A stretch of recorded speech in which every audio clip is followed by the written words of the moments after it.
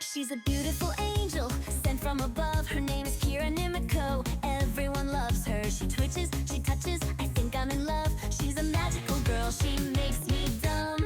Am I going crazy? Am I losing it? Feels so good to feel so brainless and stupid. Kira Nimiko. She's a nerd, she's a scholar, a gifted talent with intelligence. Professor Baka, hey wait, that's me. Professor Baka Nimiko. He taught me equals MC squared. I thought it, God, I'm just so dumb. Professor Baka, that's me. Professor Baka.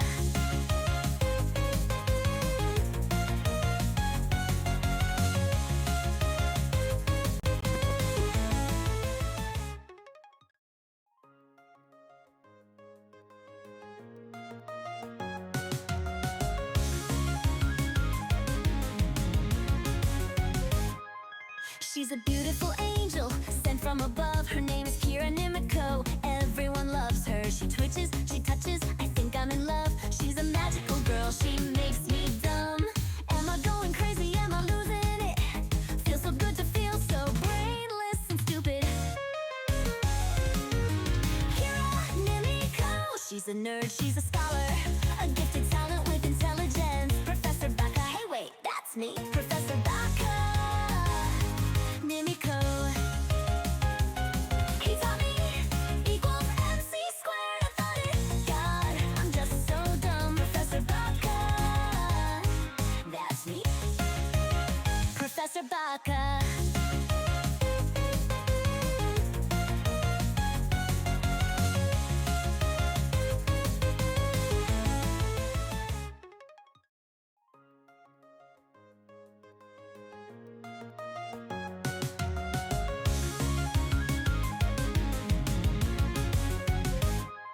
She's a beautiful angel, sent from above. Her name is Kira Nimiko. Everyone loves her. She twitches, she touches, I think I'm in love. She's a magical girl, she makes me dumb.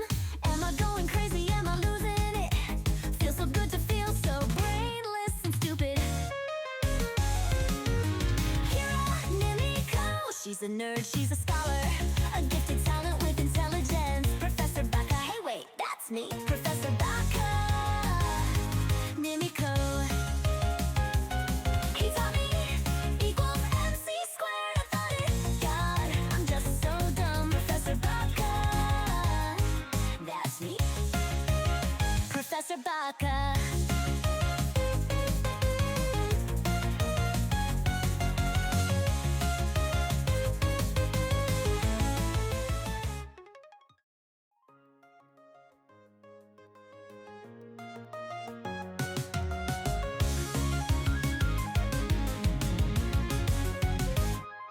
She's a beautiful angel, sent from above. Her name is Kira Nimiko. Everyone loves her. She twitches, she touches, I think I'm in love. She's a magical girl, she makes me dumb. Am I going crazy? Am I losing it? Feels so good to feel so brainless and stupid. Kira Nimiko. She's a nerd, she's a scholar, a gifted talent with intelligence. Professor Baka, hey wait, that's me. Professor Baka Nimiko. He taught me equals MC squared. I thought it, God, I'm just so dumb. Professor Baka, that's me. Professor Baka.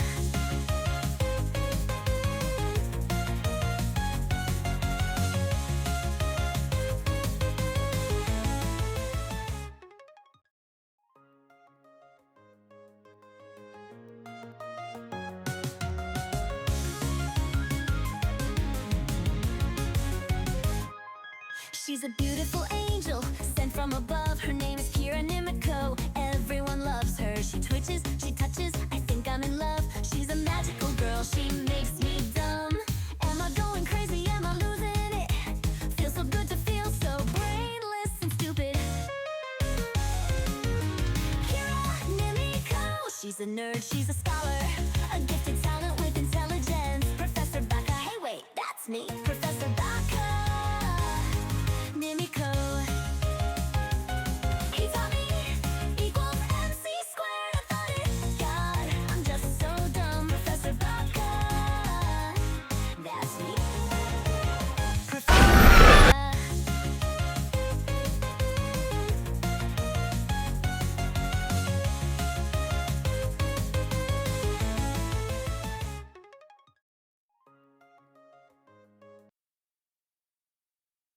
Am I on?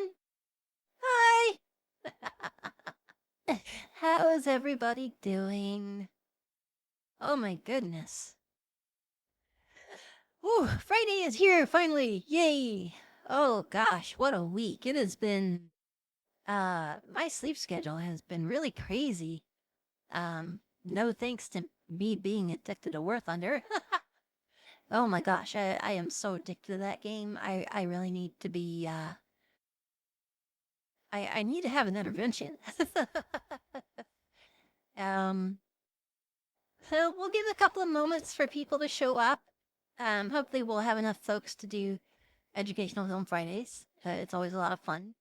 Um, I keep seeming to miss it the last couple of weeks. I need to go let Discord know I'm online. For some reason, the bot that I have set up to go notify Discord doesn't seem to be working, so I have to manually do it every time for now. And I've just been too lazy to go figure out why that is. I need to stop being lazy. But it is now officially 2 months till I need to move. So my schedule is going to get especially tight from here on out. Um, I'm still going to try to stream at least once a week, but we shall see. It's going to be really tough to get everything figured out. Plus, I found out that I might need surgery in between here and there. Nothing big. It's hopefully kind of like one of those like outpatient day surgery things, but we'll just have to wait and see. So let me go ahead and notify Discord. I am streaming, ya fools. Bring out my inner Australian. I'm streaming, ya fools. I know that's not an Australian accent, but that's the best I can do, so, live with it. Yay. I should stop streaming my own stream on my stream, creating an infinite download loop. Eating up all my bandwidth to make sure my stream sucks. Ooh, I'm still sleepy for some reason. I took a nap right after work, and I ended up oversleeping again, but at least I didn't sleep till like midnight and completely missed the stream altogether like I did yesterday. So we're gonna have a normal stream today. I might go ahead and hop into War Thunder just for a little bit.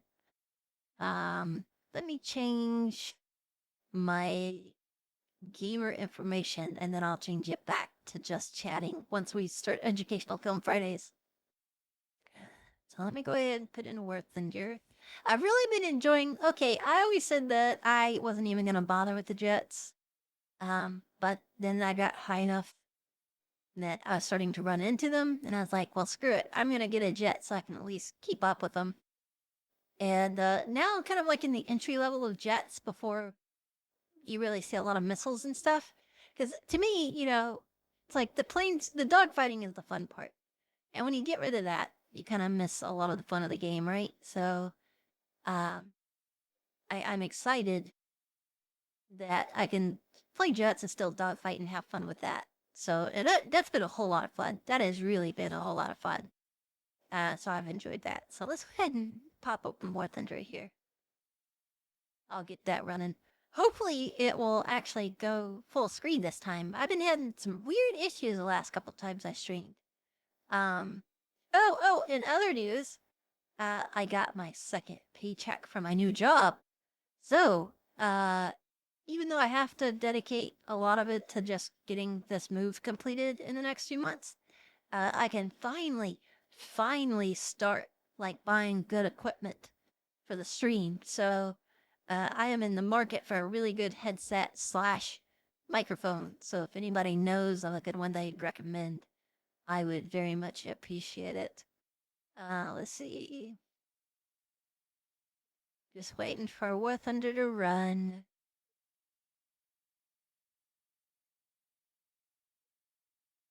I don't know why. Oh, wait. It may be because I've noticed I have to minimize. I have been wondering, like, instead of Educational Film Fridays, because I've noticed that attendance has been light the last couple of nights, or the last couple of Fridays, I should say. But Saturdays, yeah, Saturday nights are just when people just really show up. So I'm thinking about changing it to educational film Saturdays instead of film Fridays. Even though I'm going to kind of miss the alliteration, I like the alliteration. But you know what? I'm nothing if not a people pleaser. So we will see. We will see what works better for the class. I want to make sure as many people can show up as possible. Yay. Okay, War Thunder, where are you at, buddy? You're here somewhere.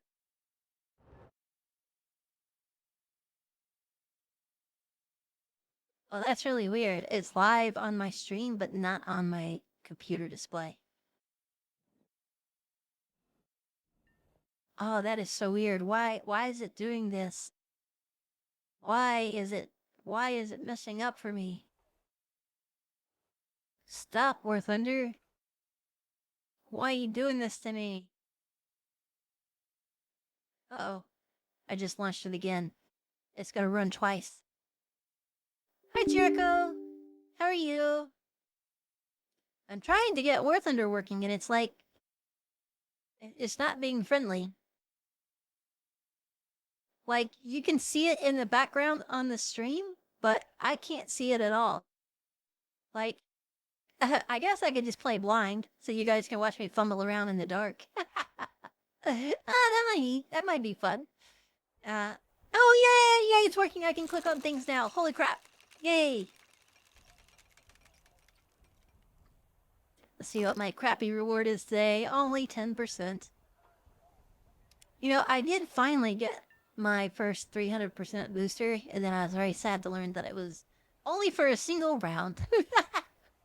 War Thunder giveth and War Thunder taketh away. Here's my playing Thirst Trap. One of my jets. I like it. The Thirst Trap! Hi, Jock! How are you? Yes, I was having technical difficulties. It appears to be working now, though, so good for that. So yeah, this is my airplane Thirst Trap. Oh, but anyway, I have this F2H2, which has quickly become like one of my new favorite airplanes because I can totally dominate in it. I love it. But I put one of my pinups on it, and I'm shocked at just how good it looks. So I really hope, like, because you know when you shoot down an airplane or you get shot down, you get to see the enemy plane for a brief moment as it continues to fly around to mock you. Well, I hope they really see, get good.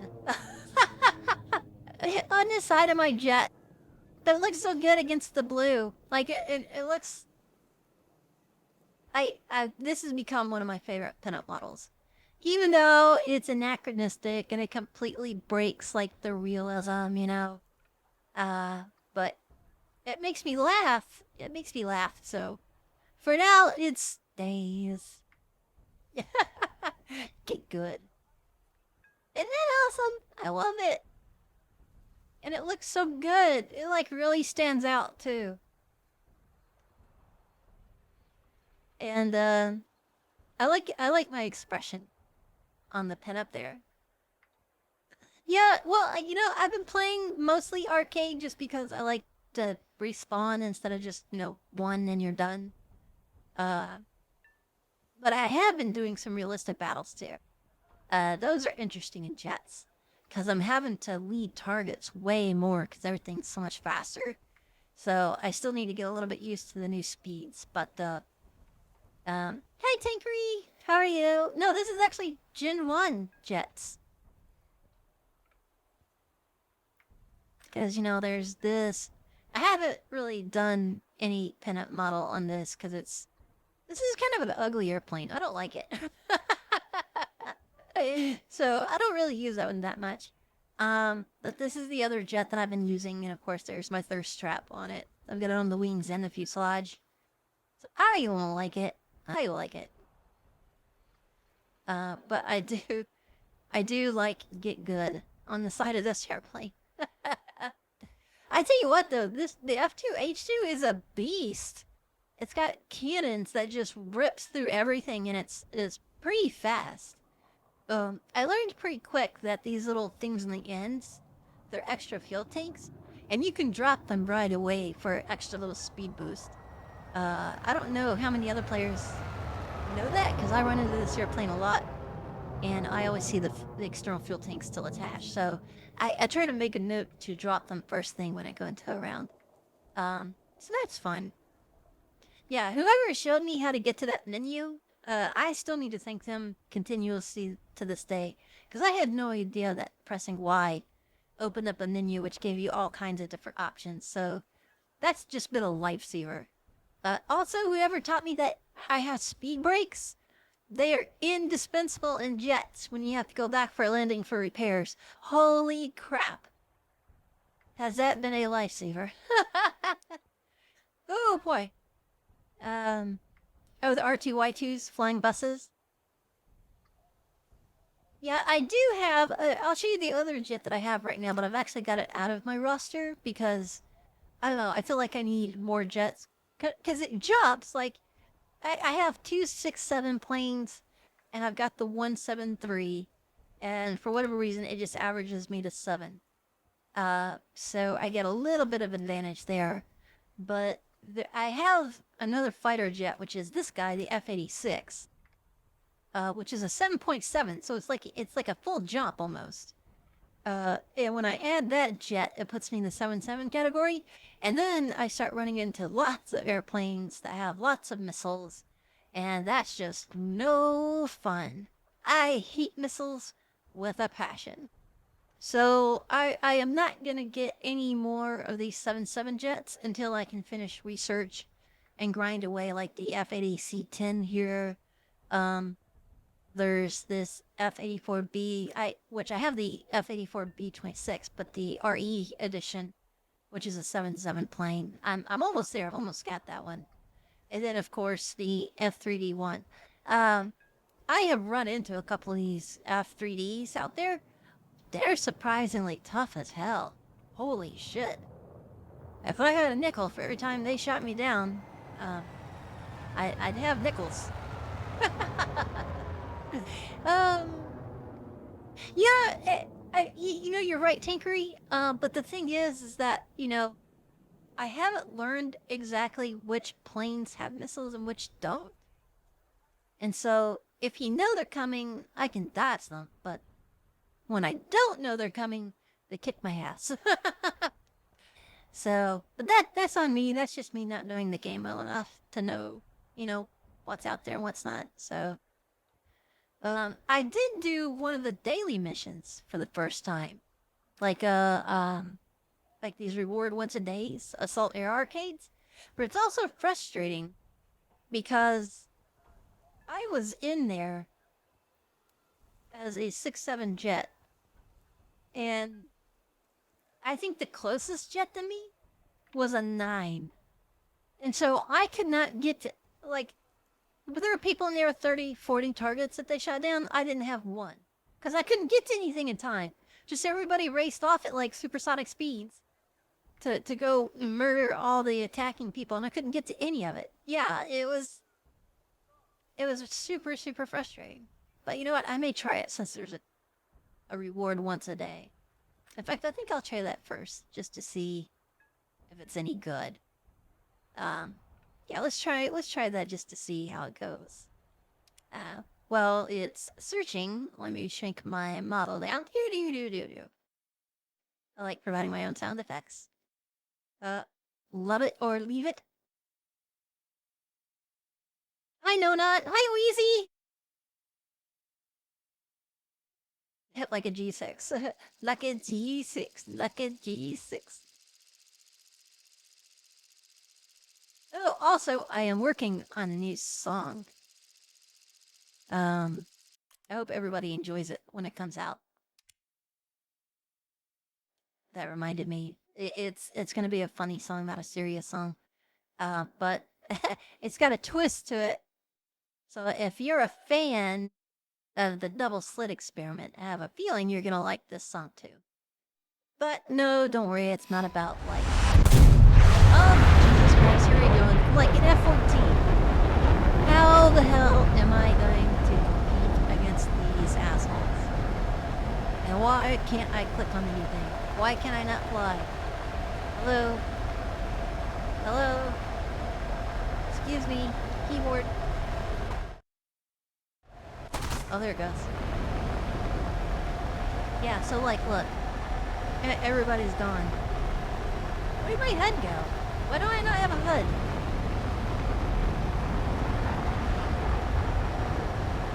How do I get my HUD back?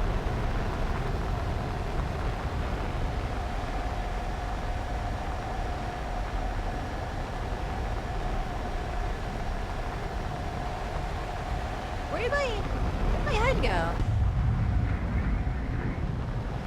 Yeah, so there's no way I'm gonna get any kills, so I'm just gonna kill myself. Just so I can get out and play like a real game where I can actually contribute.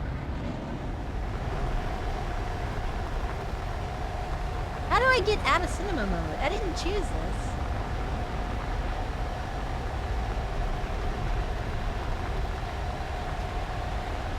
But yeah, I'm just gonna...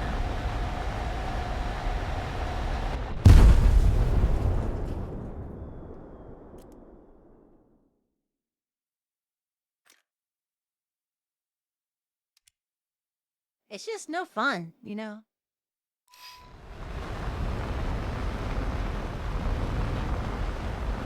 I mean, there's no way I can compete with these other guys in here. Like, look at this, look at this. Look at this guy. That guy's not bad. But look at this!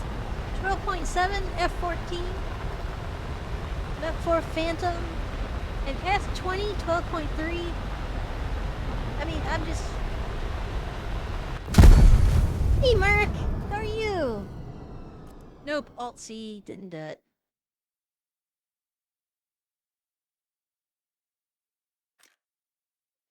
Oh crap, it's gonna make me run the whole mission, isn't it?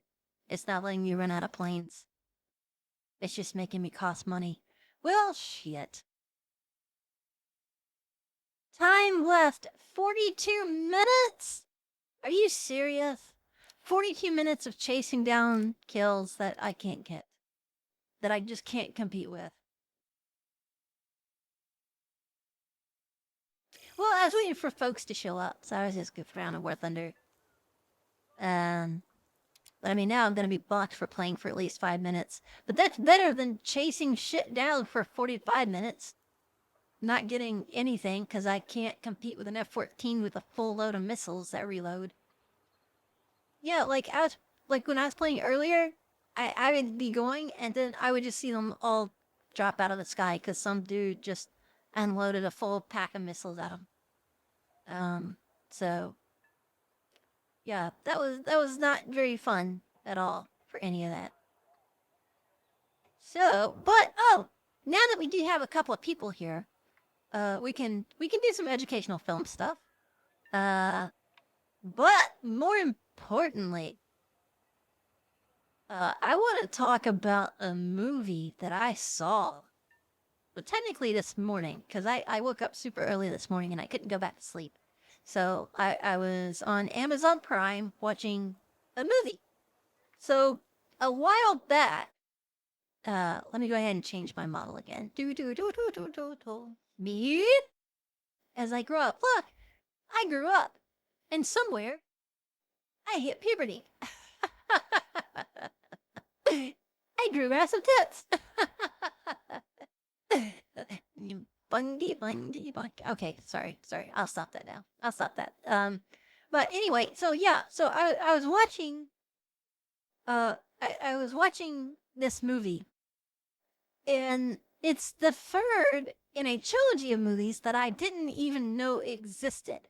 Okay, so a couple of years ago, a Chinese film came out about the Monkey King, and I guess a lot more people know about the Monkey King due to Black Myth Wukong being such a popular game.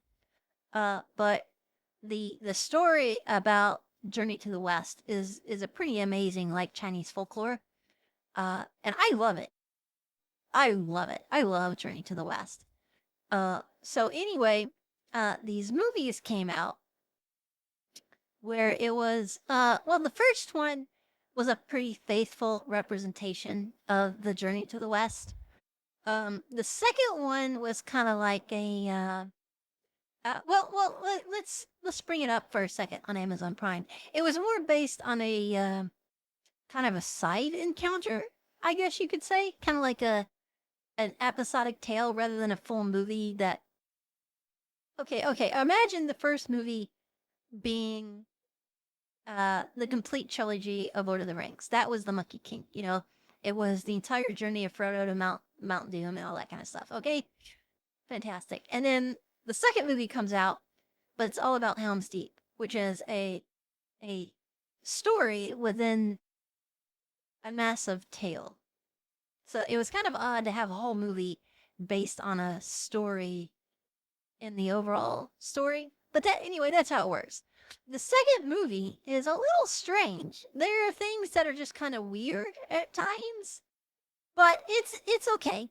It's fun to watch. You know, it's fun to watch. And I watched it years ago and I enjoyed it. I remember enjoying it. But anyway, I was up super late last night and I saw that they made a third one using all the same actors and all that kind of stuff. And I was like, "Oh, that's fantastic. I wonder what they're going to I wonder how they're going to make it work." And uh oh, I don't think it's going to show. You guys can't see it, can you? Oh, I may have to wait to show this then. You can't see screenshots or anything, can you? Aw. I wonder if I can get it to work by doing, hold on, let me see if I can get this to work. Let me see if I can get this to work.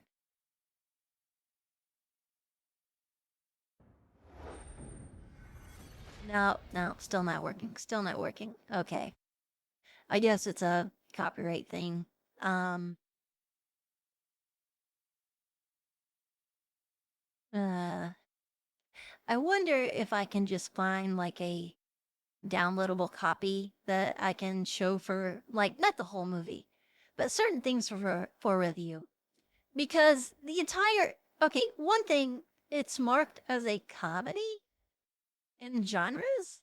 And I was like, okay, that's interesting. Comedy, okay. So yeah, so in fact the very start of the movie is like all of them, you know, like on the river, and there's a little attack of a river demon or a small river god as they call him, and the Buddha transports them to Womanland, a place that is populated solely by women, right? And it's a buddy film. It's like a comedy buddy film from that point on, except until the last third of the movie, and then it turns dramatically serious. Um, it was the most bizarre shit I had ever seen. Like, you know, Journey to the West, there's a lot of internal struggle within the group, and Sun Wukong learning kind of like humility and uh uh there's just lots of layers. But no. The third movie, they're just all buddies, like on a college road trip. And they go to a land populated entirely by women. Uh and it's like a slapstick comedy. Like so of course the women have a law that all men have to be killed. And so they're in prison. And Sun Wukong is like, uh maybe the monk has a plan for like teaching and educating and enlightening and blah blah blah blah blah blah. And the monk is like, no, get us the fuck out of here. And so on their way breaking out of the prison, they ask because all the women are at the door to the prison because they're interested in boys, of course, and they're gonna go interrogate the prisoners. So they're standing at the door and they're getting ready, practicing their mean poses, and then the door just bursts open when Wukong kicks it open and it knocks them all out.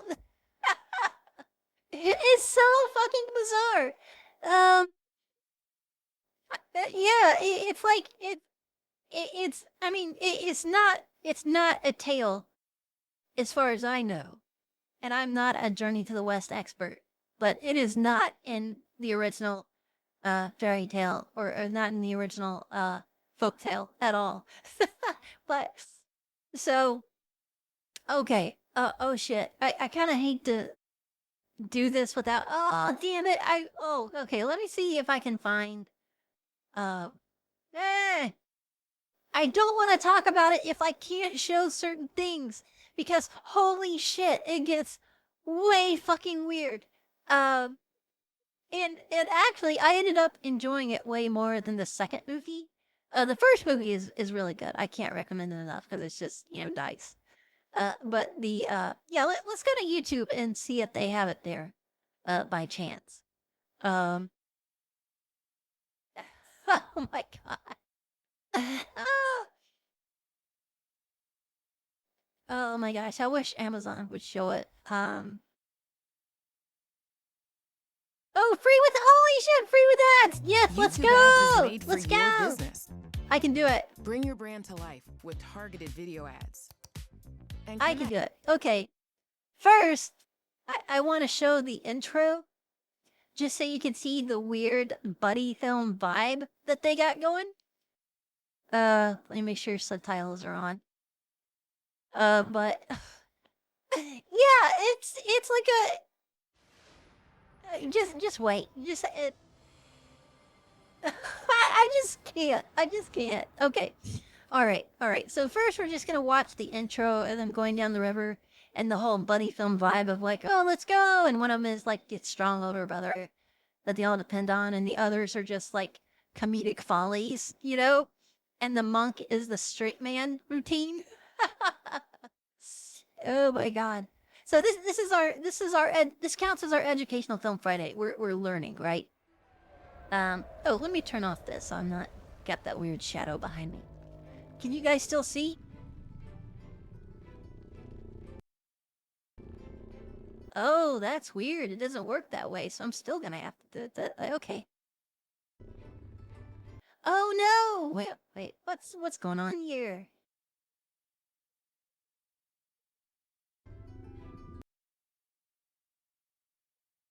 What's going on here? Why was it working and now that it's not?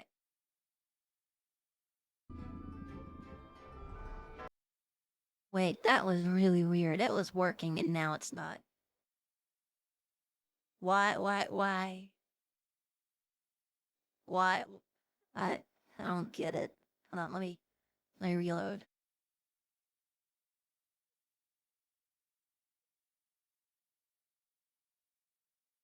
Uh, what?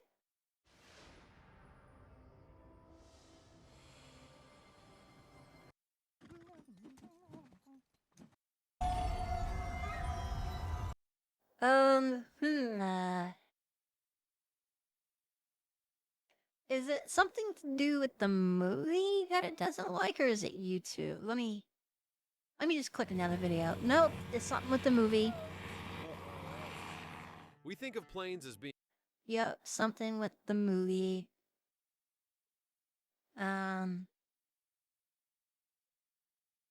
I thought it was gonna work.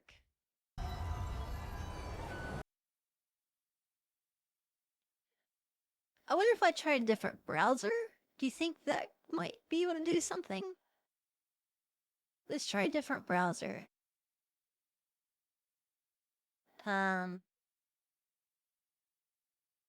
Book on dollar.com to get our lowest rate. Okay, you can see the ad. You can see the Asma ads. doesn't want you to be the cool mom. Triggers can pop up at any moment, and Can't see the... Okay.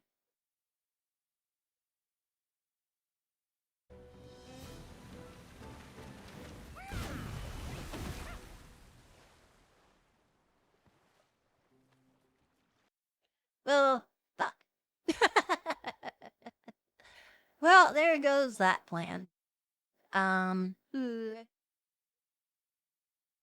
What do I do now?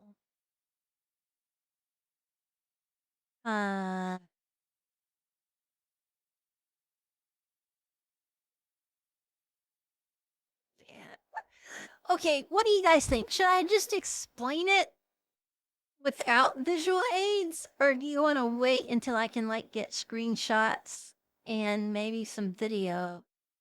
And I can do it maybe tomorrow night. What do you guys think about that? Because visual aids are needed to explain the absurdity of this movie. Well, it may be not needed, but it certainly helps a lot.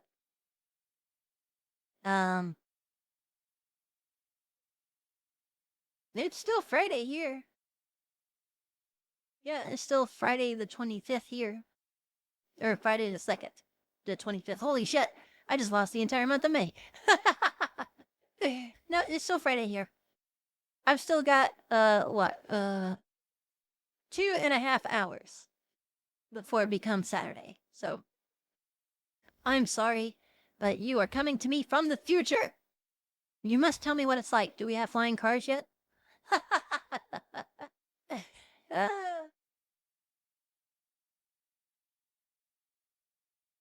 You're talking to the past. You're talking to the past. I wonder if I can at least show the is there a trailer? The Monkey King 3 trailer. I bet that will show up. Yeah,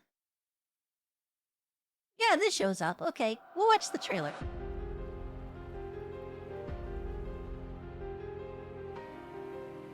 It's a gorgeous movie.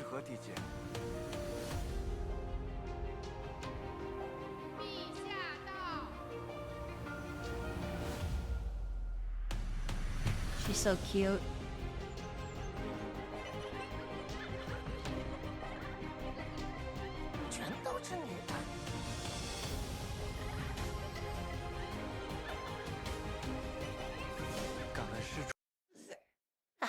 When Baji was crying at the river where they're all like bathing, I laughed so hard because he's such a womanizer.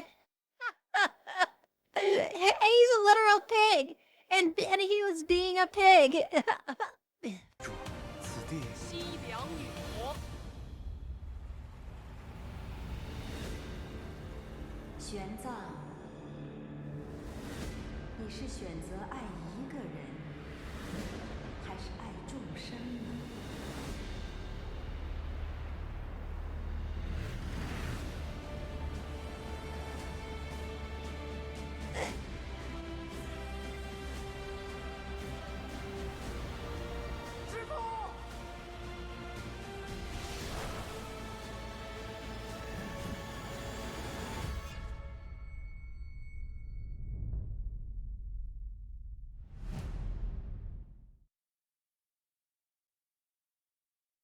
Yeah, I definitely need to get a copy of this so we can review.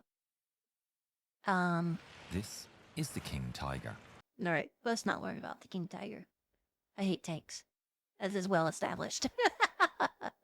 I wonder if, like, I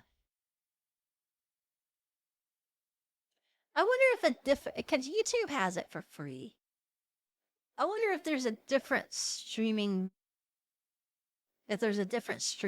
service that has it, that won't block it. Because I'm not planning on showing the entire movie. I just want to show, like, parts of, like, individual scenes just to go over, like, how ridiculous it was.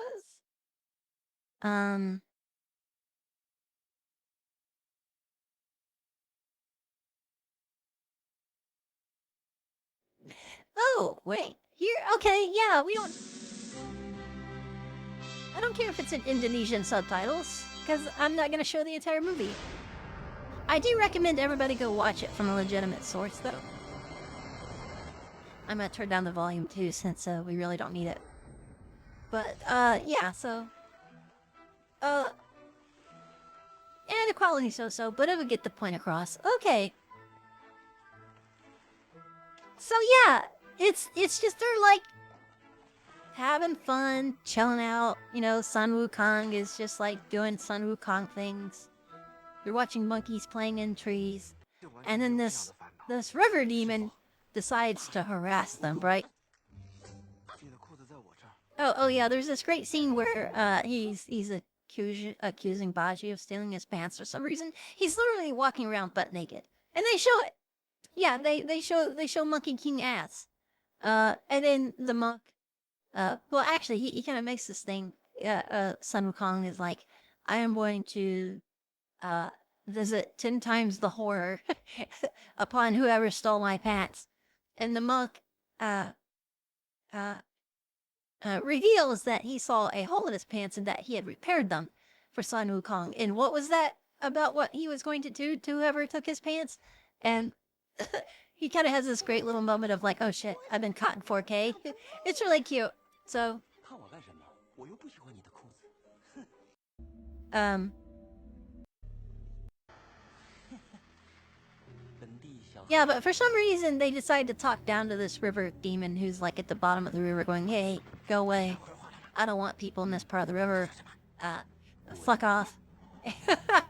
And they're like, screw him. We can do what we want because we're on our journey to the west. And, yeah, Baji, I forget what the name of the weapon he has, but there's this great scene where it's just spinning real fast. And he sticks it in the water, and it's like a propeller shaft for a speedboat.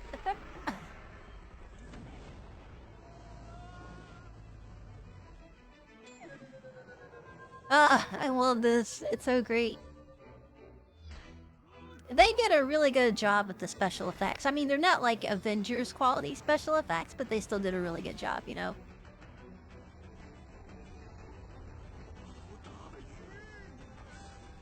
What an enormous fish! So anyway, so yeah, this is where the Buddha zaps them into Womanland. Do a magic portal. While they're being chased by this river demon. He comes back later.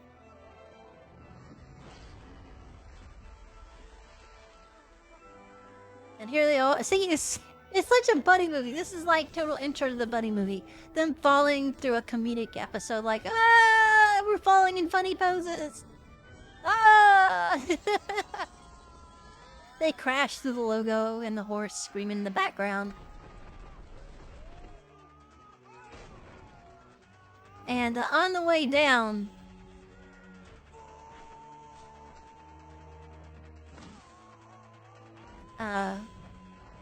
he sees the Queen of Womanland. You know, a clever name, by the way. Womanland. Oh, and it's love at first sight. Cause she is, whoever this actress is, she's fucking adorable. The music.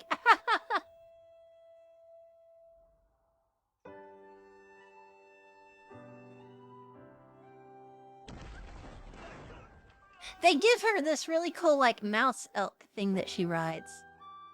Oh, like, look. And what's really funny is that all of them have, like, kind of their female counterparts, personality-wise. Like, there's this really gutsy, ballsy one that's just so self-assured. Who, of course, is the opposite of Wukong.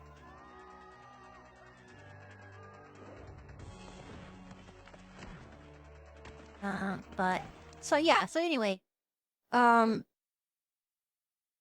she's kind of like, oh, I saw a man, and they go consult this book in the library that talks about how women men infect women with love poison, and how men are forbidden.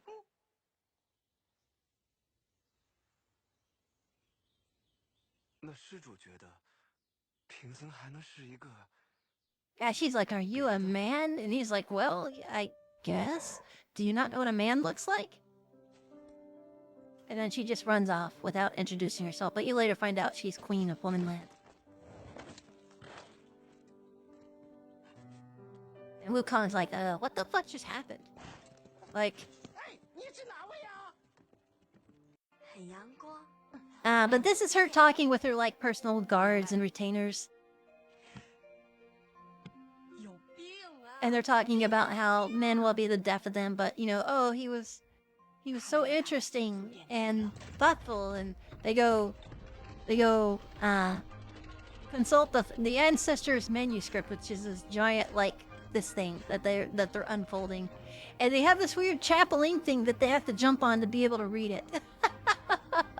It makes no sense.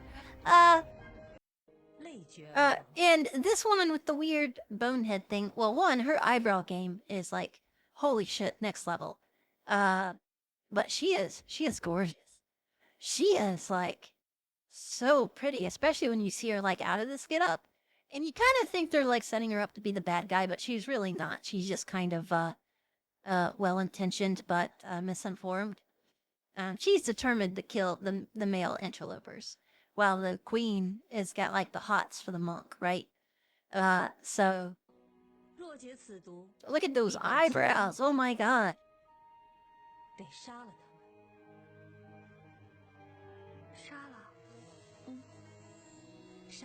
Shala, that means murder. Yeah, you must murder them. And she's like, okay, I'll kill them. She's like, good, good. We will kill them. And we will have a party. And this is where Baji first finds the all the naked women, and he starts crying because it's so beautiful. I mean, is this not a buddy movie moment? They stumble on the women bathing in the stream. Oh, and this part made me laugh so hard. Because remember, none of these women have ever seen a man at all. And, you know, he has the ability to make himself look like, you know, the most handsome Chinese man ever.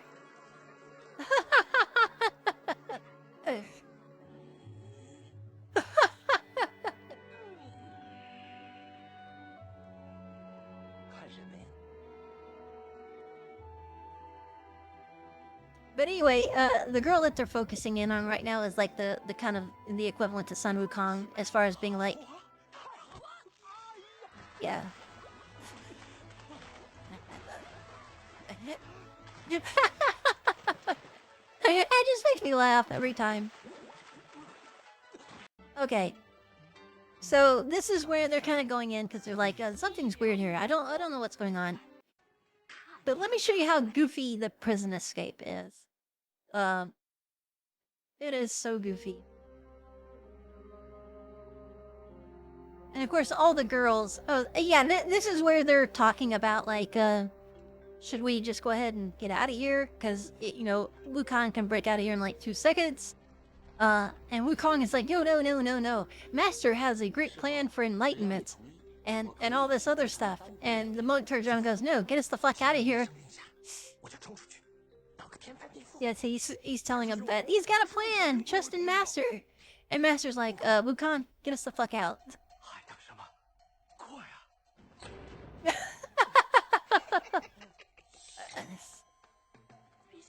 And this is the queen and her retainers all going, oh, and they practice their fierce poses. To let the men know who's boss. So like, okay, ladies, show me your mean faces. Show me your game faces. Good. Let's go get them.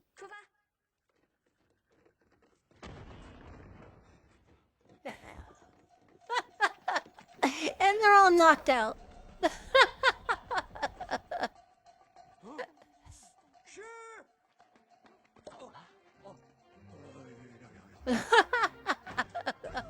So it's just like this weird slapstick movie.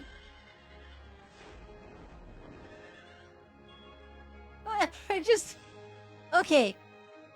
So, by this point, you can obviously tell that this is not the journey to the West.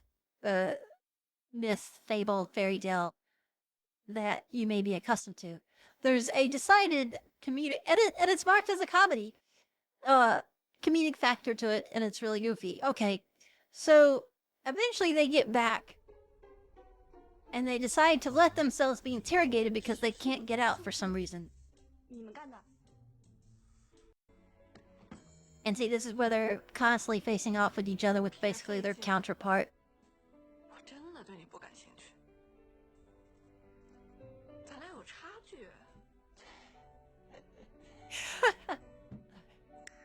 Baji is so funny.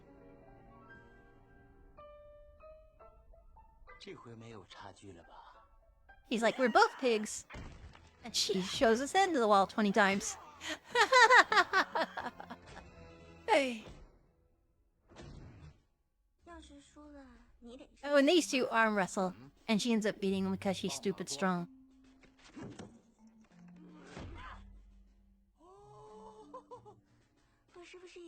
She's like, did I do that?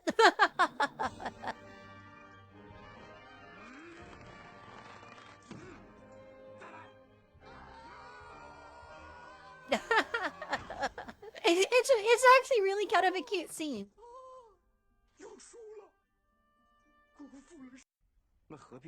But anyway, it goes on. The magistrate shows up. So she dresses up as a guard to kind of fool him. She's like, "Hey, we're gonna shoot you with dummy arrows. Pretend to die. And we will send you to a secret cave where we all shall meet up later. And I can figure out how to let you escape Womanland." Because of course, you know, everybody in Womanland wants to kill you. And you can tell by the music, it's still a buddy comedy at this point.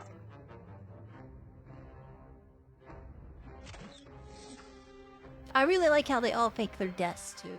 This is really funny.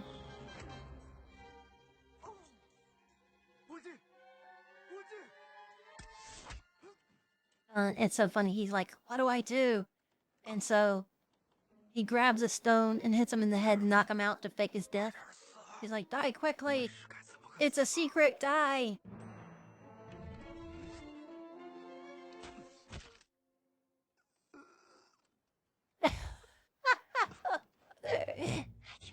It's like, wow, he's really good at faking death. And Wukong's like, I can do better than that. Watch me. And so he starts faking like being scared.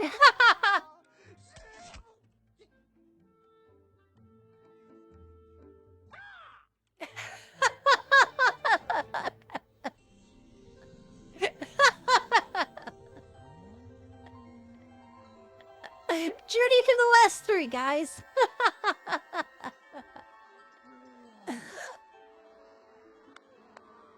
I want the one woman clapping. And Wukong's like, oh yeah. Baji's like, my turn. And then the magistrate's like, oh, we're gonna swap out arrows. And we're gonna shoot you with an entire ballista full of real arrows.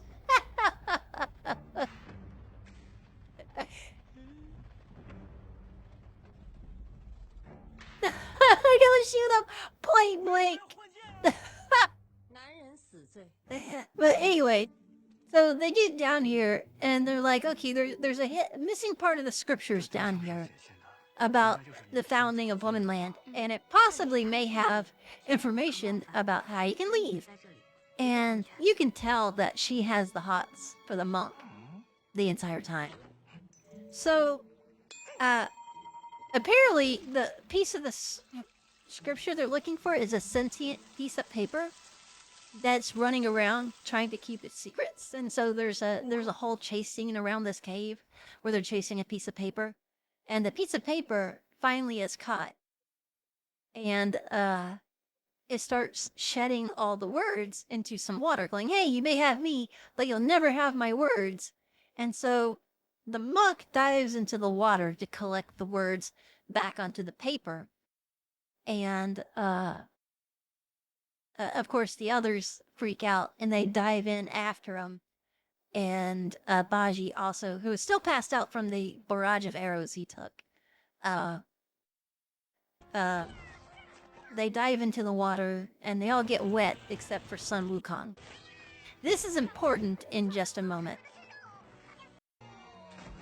This is them diving in the water. There's Baji getting wet and he gets some in his mouth. And he's going down to get the monk who's collecting the words back onto the paper. So anyway, one of the things that I first thought of in this movie, because there are like children running around, I was like, okay, no men. How do they have children? Well, this pool of water that they just went swimming through is the spring of motherhood. And they all three become pregnant. Except for Sun Wukong. they all become pregnant. So let me fast forward to that scene really quick. Yep, here's where they all become pregnant. Well, first they all collapse in pain, going, "I don't know what's going on," and then all of a sudden their bellies. Yeah, and of course the women are clapping like, "Oh, they're pregnant." They're like, "Yay, babies!" And of course all the men freak out that they're pregnant.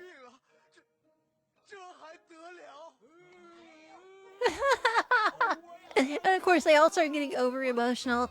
And the women are like, "Congratulations, you're so lucky. You're gonna have a baby."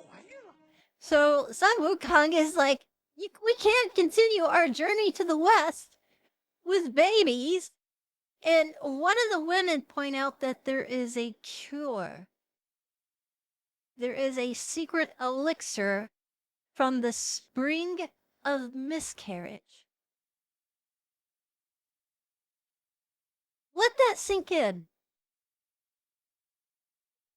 There is a cure for being pregnant via a magic potion from the spring of miscarriage. And that's the actual name.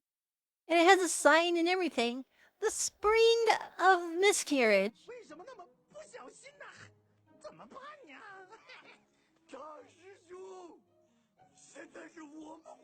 Just like I have no words at this point. I'm like, wait, are they gonna give all three of them abortions? Like, what do we do? What do we do?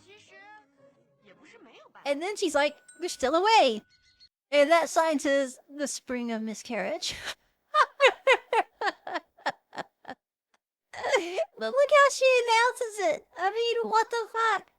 She's like, "I have an idea," and she waggles her eyebrows playfully at the camera. What do we do?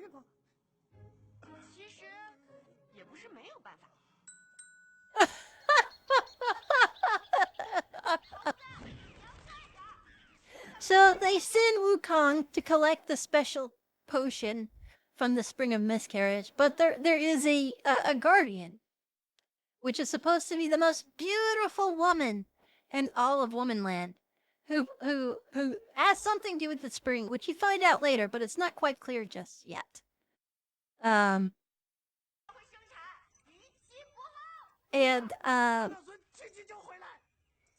So he goes into I see the spring or the cavern. Oh, it's the cavern of miscarriage.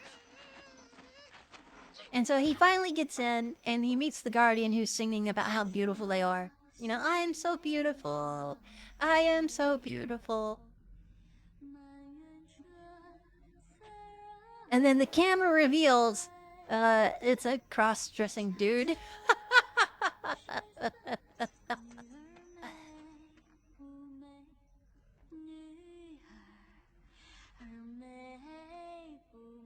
With fucked up teeth and everything. 我美吗？如意真仙，吓着了啊， Yeah. 你才难的呢，你会不会说话呢？ So okay.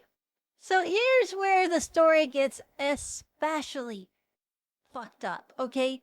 So you finally figure out that the potion that causes miscarriages are the tears of this person, because they are actually some sort of guardian spirit that has magic tears that can end pregnancies caused by the spring of motherhood, right? But you find out that all these candles in the background are the souls of children that have been aborted. And he lights these candles to help them find their next path to reincarnation, because they were never born to be properly reincarnated. How fucked up is that? Right? Like, how fucked up? Like, 人家都说我是全球国最漂亮的女人。 it all of a sudden gets like a really dramatic tone when you learn about the fucking candles. Meanwhile, you go back to the cave where all three guys are like super pregnant.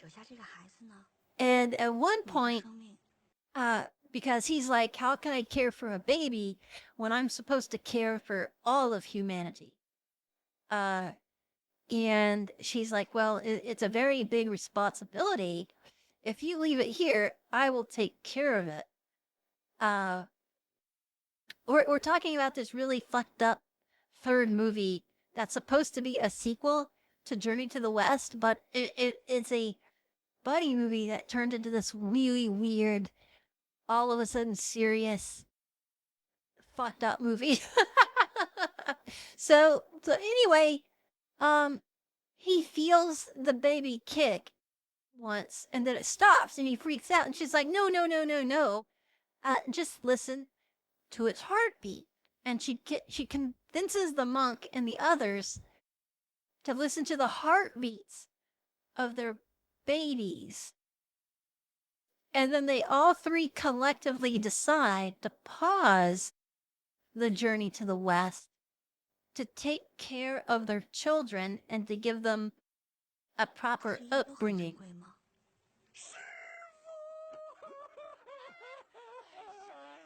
He's upset because all his hair fell out because of the estrogen, I guess. 我的胡子掉光了。 Yeah, weird. Like, they're having a very serious talk on whether or not they should abort their children using a magic potion from the Cavern of Miscarriage. And, yeah, they have these little comedic moments where he's being over emotional and I guess very effeminate and upset, and all the women are like, oh, come back, we love you, you're still pretty. You're still manly. This is where he explains that the candles are actually the souls of children lost from the miscarriages and to help guide them on their way to the next reincarnation. Oh, this is where she's telling him how to listen to the heartbeat. 心跳 Like, listen to the heartbeat, and he, like, starts listening to his baby's heartbeat. So they establish that the baby is fucking alive at this point. You know? 你生下来吧， She's so fucking cute, isn't she? She is so pretty. I wish I was that cute. 耀阳， And he's like, I can feel the 就 heartbeat. 算在哪， Maybe this is what Buddha wanted all along by sending us here. To teach us humility and give birth and to understand, you know, what half the population goes through. Meanwhile, back at the cave, Wukong is still trying to get the abortion potion. Or the abortion elixir from this dude. 伟大呀！ So let's speed up a little. 我真的好羡慕他。 So, apparently you have to make him cry, and that is what makes the magic elixir. So Wukong has to tell him something very personal. So Wukong ends up telling, like, it's actually like a genuinely, like, heartfelt story. Like, I actually felt during this scene. And Wukong is like, no, I'm being stupid, silly. And so this dude grabs him for body hugs, and he's like, no, shush, be quiet. That really meant something. I'm starting to cry. And so he gives Wukong the magic tears to abort 3 children. 师傅，我拿到落胎水了。师傅，落胎水。 And he's like, look, master, I got it. We can continue the journey to the west without the children. 悟空， And he's like, Wukong, 为师有个重要决定 we've 要告诉你 decided to keep the babies. And 为师决定 I at first was like, oh, Wukong's totally in on this. He's gonna have kids to play with. 你该想好了。 You can tell he's kind of figuring out, and he's like, oh, yay! That's good news! And they're all happy, and like, look, they all get to be dead. And then he goes, freeze! And he uses his magic to freeze everybody. And he forces them to drink the elixir of miscarriage. 师傅， He freezes them all 你不是普通人。 to abort their children without their consent after they decided to keep the children. And he's very much like, Monk, you're here for all humanity, not just one person. For this, I will be the bad guy. So you don't have to. Which is kind of surprisingly poignant considering this is a comedy film! Up to this point.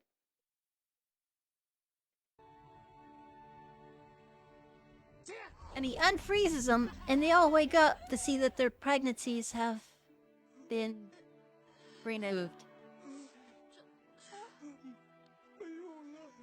Yeah. 3 more candles lit in the cavern of miscarriage for the souls of babies never to be born. 你为什么要替他做主？那是他的孩子。 Of course, she's like, how could you? How could 他 you? 要的不只是你明白。 And he tried to explain to her that his journey is for all of humanity, not just for the one. I did hit affiliate. I still gotta learn how to set it up, though. I haven't done that yet. I will soon. I promise.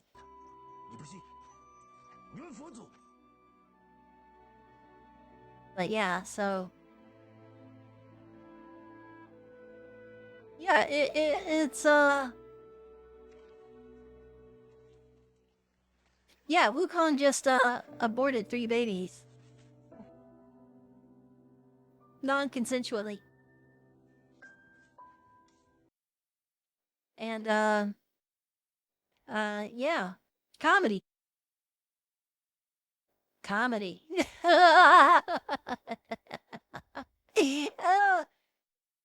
Isn't this, isn't this fucked up, guys? I mean... What the fuck?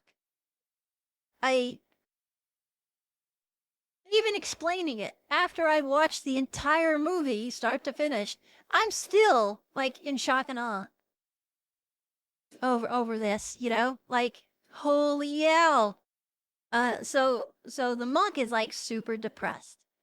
And he starts writing the scriptures out. And she goes to watch him, because she's got man poison in her blood, apparently. She's got it bad for Mr. Monk. And so she starts writing the scriptures with him, like, let me share in this atonement with you. And they start forming a little bit of a, will they, won't they kind of vibe. Oh, and this is the other weird thing, too. While there's this montage of them writing the scriptures out all across the country, because apparently it's just one giant long vertical sentence, miles long, this pop song starts to play. Nowhere else in this movie are there pop songs, but it's like a Chinese pop love song. And the lyrics are like, how can I live in both worlds? Basically, like, how do I love but still be dedicated to... Which, if you're familiar at all with Journey to the West, one of the things about the monk, I think his name is Tin Shin, is that it? Is that correct? Is that, you know, he's very dedicated to finding the scriptures to bring back to the world to ease suffering of humanity. And to have him all of a sudden be on the fence, like, should I, shouldn't I? How can I boink this woman while still be a holy man? It's like if they had religious fanatics in China like we do here in the US, there would be a Southern Baptist convention protesting this movie, I'm sure. But yeah, this whole song is like, how can I live in both worlds? How can I love this woman and also love humanity? Because I can't do both. Blah, blah, blah, blah, blah, blah. Yeah. And so the magistrate catches them at this point, the girl with the eyebrow game, and is determined to have them actually put to death this time. Which I don't understand why she can do that, because this woman is queen. Like, she's the ruling authority, and clearly she has the hots for this dude, right? But she's still gonna go along with the magistrate just flat up murdering their asses. Well, anyway, the queen is starting to object, and the magistrate starts to say, I'm just gonna put them in prison. I won't hurt them. But of course she lied.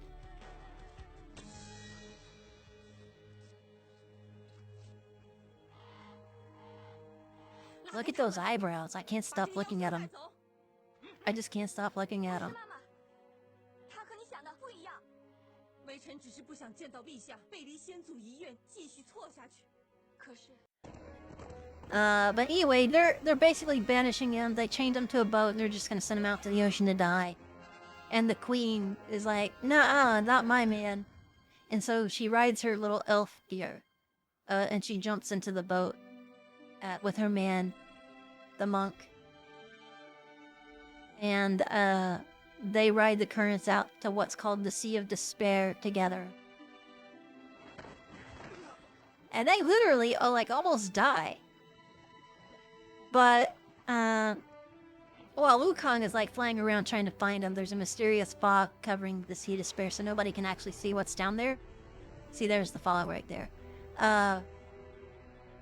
But apparently, after a couple of days and them almost dying, and there's actually kind of like this actually real poignant scene where they're dying of thirst, and she's looking at the water, wanting to drink it. And it kind of reminded me of that poem, Water, Water Everywhere and Not a Drip to Drink, talking about how you can't drink, seawater. It just makes you more thirsty and the salt will kill you. And it also drives you insane. So if you're ever, lost at sea, don't drink the ocean water, whatever you do. But there's kind of that moment in the boat with her and the monk is describing, no, it's bitter and it just makes you more thirsty. And at one point he's like, my flesh can make you immortal, so please eat my hand so you can survive. I'm not joking. And so she takes his hand, and it looks like she's about to bite off his thumb. And she's like, no, I love you too much to harm you. But he looks down at his thumb, and there's really deep teeth impressions. You get the idea that she really tried to bite down, just didn't have the strength to break the skin. But anyway, you find out that they braved this Sea of Despair together. And apparently that was the magic thing that needed to happen to reveal the gate, which allows how you get in and out of Womanland. 不救陛下吧。 Yeah, let me speed up a little bit. Oh yeah, that was the scene where he's like, eat my hand, eat my flesh so you can be immortal. And she's like, nah, psych. But there's really deep teeth marks on his thumb. So they find the portal that will allow all the men to leave safely. And the monk is like, you know what? I can have both things. I can go to the west, and I can fuck this woman. She's coming with us. And so he starts to take her from Womanland. But apparently that's a big no-no. She can never leave. And all her people, all her land, and everything instantly start to turn to stone the moment she tries to exit the gate.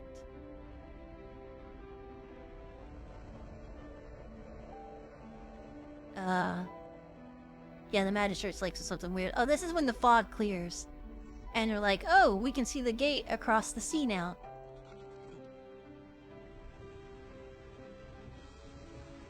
There it is! It's just right over there. Why did it take them days to get over there? It's right there, I can see it.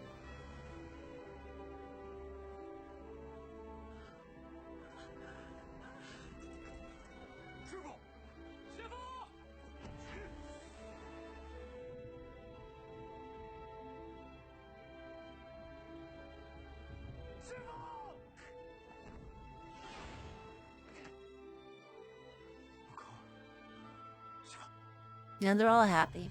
Anyway, this is where she's trying to leave and things start going really fucking awry as she tries to push through the barrier. And the monk, you'll notice at this point that he's not wearing his cassock, his robes. So that's kind of like a sign of him like forsaking his mission. And this is everybody turning to stone. Very horrible. No, never. This is a comedy movie. This is a comedy buddy film. Comedy. Everybody turning to stone in a horrifying, painful manner. Comedy. Anyway, the monk dives to take her back through the gate to break the spell. But she has been injured pretty bad by this transformation, and she's in a coma. So he's very worried about her. Meanwhile, you find out that this magistrate, the woman with the huge forehead and the eyebrow game, apparently she had a relationship with the river god at the beginning of the movie. And the reason he is so pissed off is because she would go every day to this place where they could sense each other.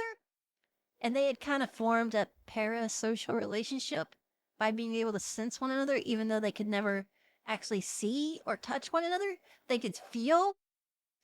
And the day the queen was born and she learned that she was to be the magistrate, she was like, I have to dedicate my life to raising the princess. I will never see you again.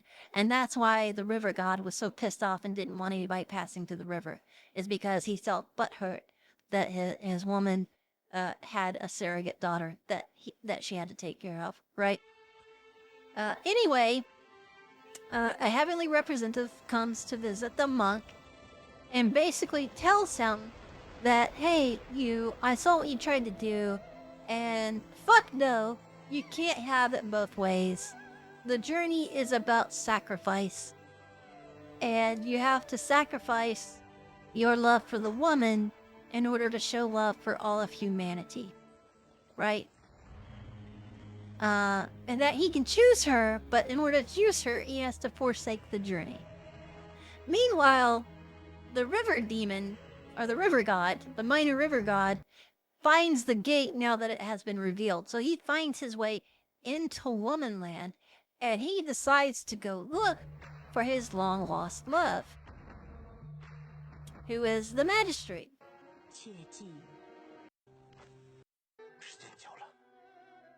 And this is actually kind of a really sad scene. The monk is still like torn on whether or not he can be with the woman he loves, or if he's to complete his journey. And the Monkey King is trying to put his cassock back on him, his robes, his officiate robes.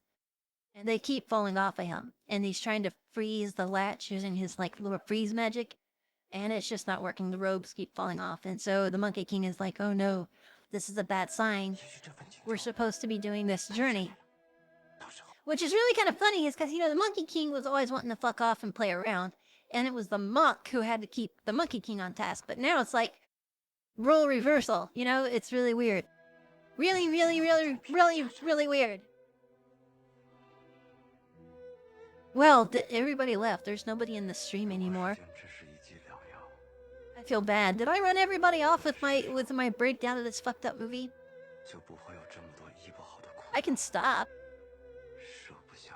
I'm kind of sad. Everybody left. Does nobody want to hear my review anymore? Thank you, Merc. I'm glad you're still there. Bye. So anyway, the river demon finds the magistrate. And she's like, I'm sorry, I can't be with you either, because I'm still taking care of the queen. I can never be with you. And the river god freaks out and is like, okay, I'm gonna fucking kill all of you.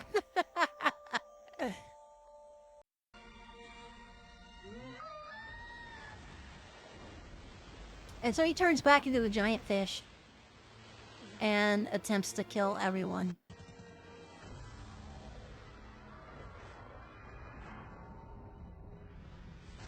And I gotta say, there's some really badass, like, Monkey King fight scenes here. Especially with his golden cudgel. there's some really cool things in here. As he's fighting this giant fish.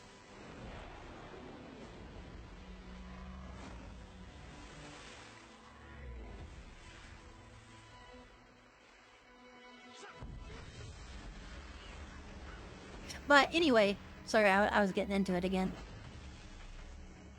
So, so the monk makes a prayer to Buddha, like, what can we do? And Buddha shows up and decides to, kill the river, god, or discorporate him or something. And the monk sees him slowly dying on the bottom of the riverbed. And so the monk is like, let me pray for you and atone for you so you can find your way to the next reincarnation. And the monk sees his purpose at this point, that it is his job to do this, not only for like himself, his friends, his disciples, this river god, but basically do this for all of humanity, you know? And so it's at this point where he finally decides that I have to sacrifice my individual wants for the greater good.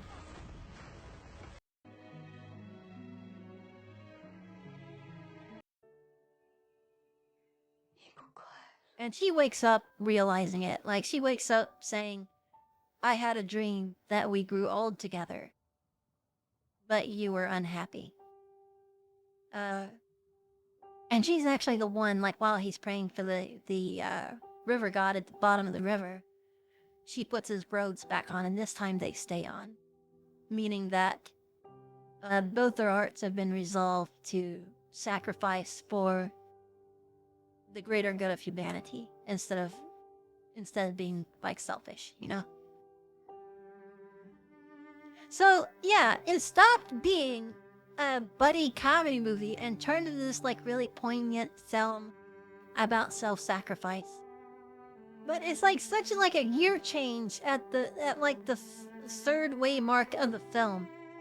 It's just really weird, and I still can't get over like the cave of miscarriage or the cavern of miscarriage, you know, and the fact that Wukong murdered all their babies. Like, that's still so fucked up to me.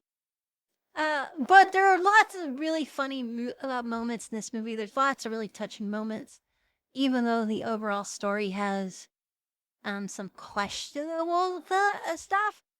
But I really enjoyed it. I actually liked it better than the second movie. So definitely go seek it out. Go watch it on Amazon Prime. Go rent it. It's a lot of fun, especially for a late night movie with friends, because there's lots of stuff to kind of like point and laugh and make fun of. But yeah, I still can't get over like how they're like, hey, I have an idea. How about the caves of miscarriage? Boink, boink, boink. You know, she waggles her eyebrows like, yeah. I'm trying to waggle my eyebrows. I'm not so good at it. Yeah, I'm sure I do not partake. But I can understand why being high would make this film so much better. Yeah, it's just like the cave of miscarriage. Yeah. Yeah. The cavern is cavern. For some reason, cavern is funnier. Cavern makes that joke approximately 20% funnier. Am I right? Oh my gosh. Oh my gosh. I can't. I think I'm gonna do like a more long form, like I'm gonna actually do a scripted piece that I record and edit with clips of the movie instead of just an off the cuff explanation here, because I'm still like it turned like into this, like if it wasn't a, I have issues with it like being a, like if it was a standalone movie inspired by Journey to the West, that's one thing. But the fact that it's a direct sequel, it's like if Peter Jackson, I can talk, I swear. If Peter Jackson took Lord of the Rings and decided to make Two Towers like a I mean, because it's kind of a buddy travel film already, but very serious, very dramatic. But this time, let's make it like a college comedy with naked women, beer, uh, pregnancy, abortion jokes, and can you imagine Sam and Frodo getting hammered and forcing women to have abortions to get rid of their illegitimate children? Ugh, Rosie Cotton would be so upset. Oh my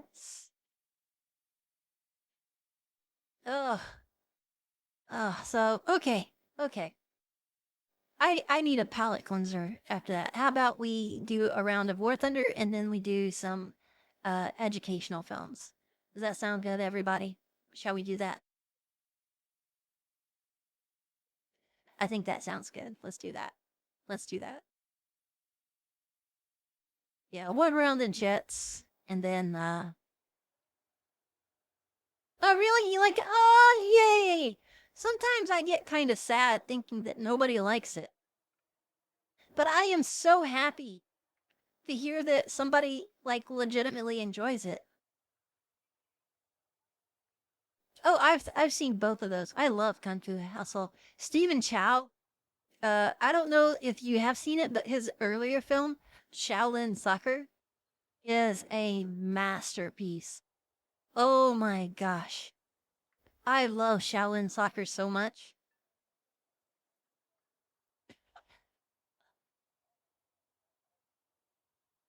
Oh, really? Oh, that's amazing, Vac. Now I'm torn.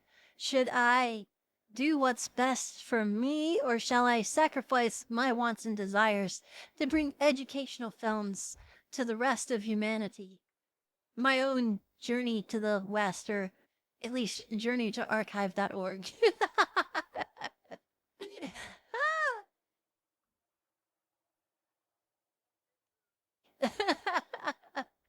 I'm being silly. I'm being silly. All right. Do. Look, I'm small.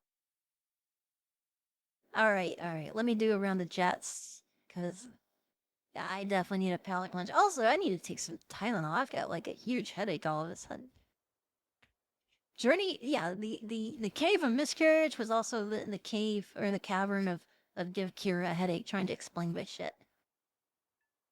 But yeah, just like that whole scene where like they're all in the cave and they're celebrating and all the girls are giggly and happy and clapping that they get to help take care of all these babies and all the guys being excited to have babies and they're like, yay, baby fever. And oh shit, you can feel them kick and I can feel the heartbeat.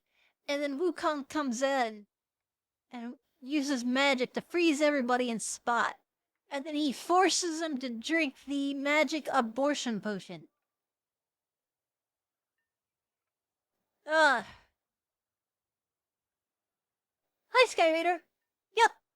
I got jets. I finally got jets. This is my Get Good jet. If you can see my custom pinup. My Get Good jet. Get good, scrub.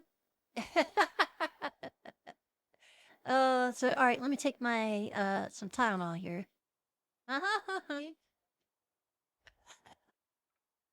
Ooh, yummy. Tylenol with Mountain Dew. I want to stream a long time tonight.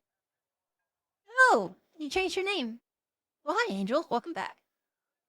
I like Sergeant Skyreader. Sounds like a 1980s children's toy. Get your Sergeant Skyraider action figure today. I kind of want to make a fake commercial now. Because you know, when I first started streaming, I was talking about making fake product commercials until I get real sponsors. And I came up with a company called Spunt. I haven't really followed up on that, but that kind of makes me think of that.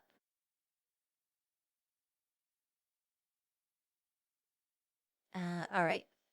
You guys watch me suck as you watch me play Jets for the first time. I've actually been doing really well with Jets. Well, I will say the entry-level Jets. If I use my other fighter jet, that's the 7-7. Holy shit. Wait, am I? Oh, damn it! I chose the wrong mission again.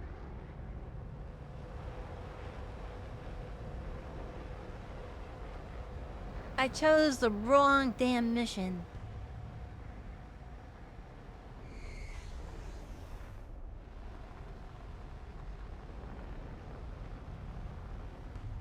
Now watch, there's only 2 people in front of me. But by the time I get out there, the entire team will be past me. Because they all have, like, you can hear all the afterburners. And there's an F-16 down there? Shit. I'm not gonna get any of these kills at all. There goes a missile.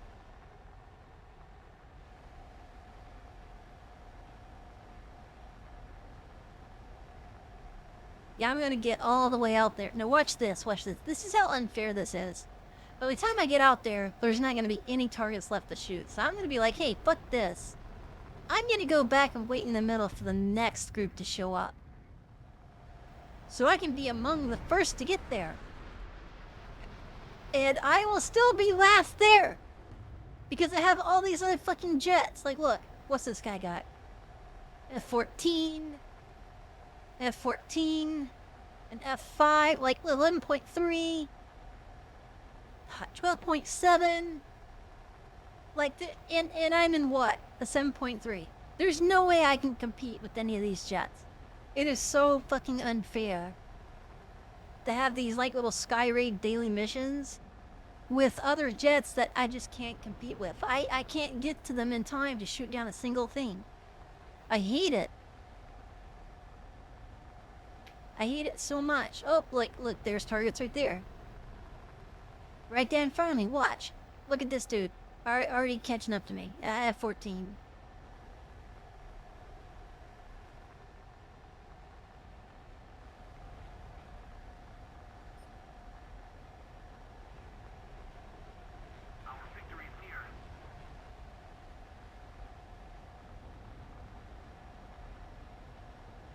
Just not fair. Not fair. And look, he's gonna shoot down half of them with missiles. Boom, boom, boom, boom. Like, there's another jet in front of me.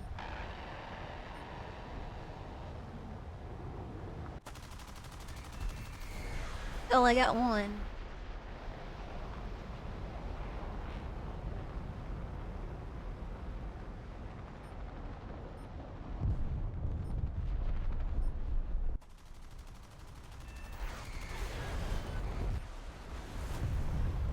Oh, he's gone. They're all gone.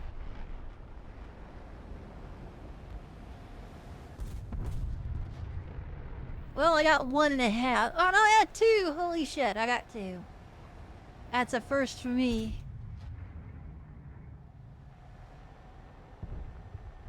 So I'm gonna head back to try to get ahead of the pack.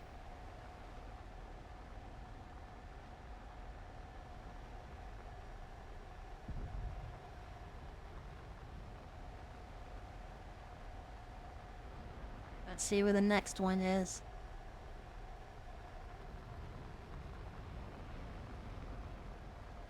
Okay, now I am first in line. Watch how quickly, like, they will all pass me. Oh, in fact, I'm gonna try to go even faster by jettisoning my extra fuel tanks. Lost all the extra weight that I don't need, and these assholes are still gonna outrun me.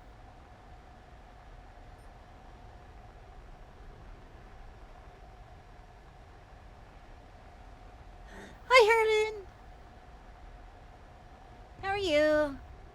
Yep, I hear an afterrunner. There he goes, F-16.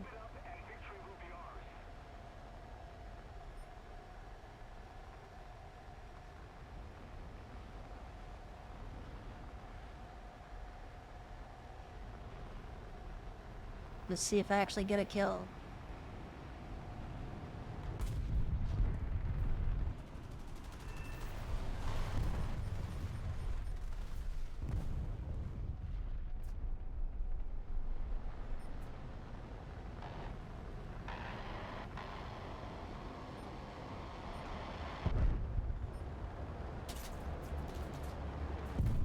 I'm shot by my own team.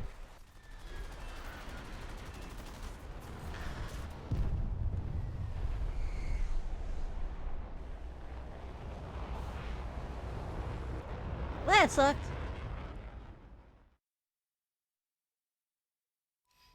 Hi, XD. How are you?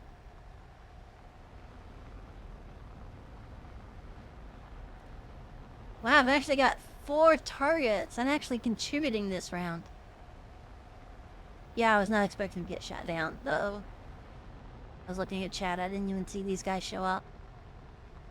I'm definitely not going to be on time to get these guys. Look at that.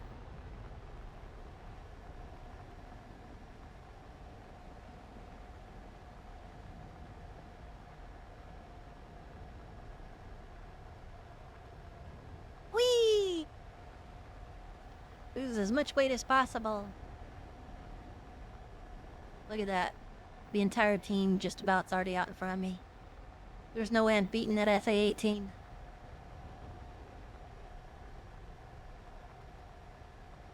And look, missiles are already hitting them all the way back here. Like, yeah, I just can't compete with that, so I'm not even gonna try.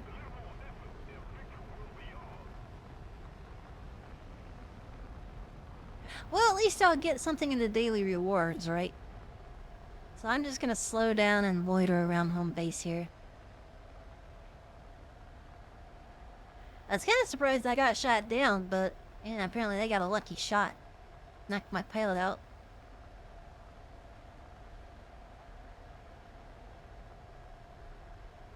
Thank you! I wear long hair a lot though. It's actually more rare that I wear my hair short.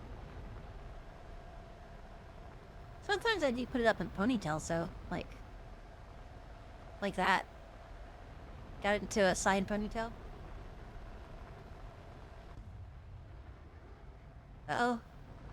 More targets.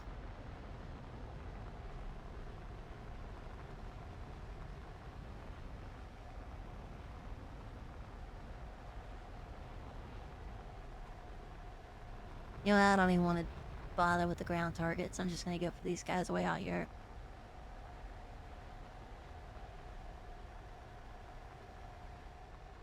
I'll let them have fun with the ground.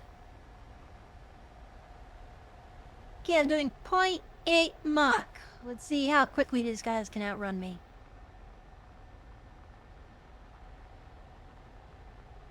The F-14's already firing missiles all the way out here. 10 kilometers away.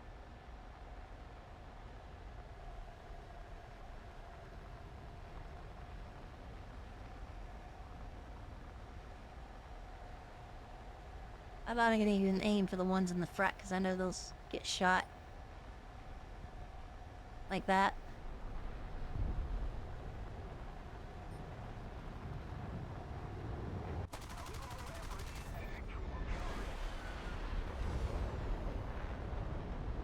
How did I miss?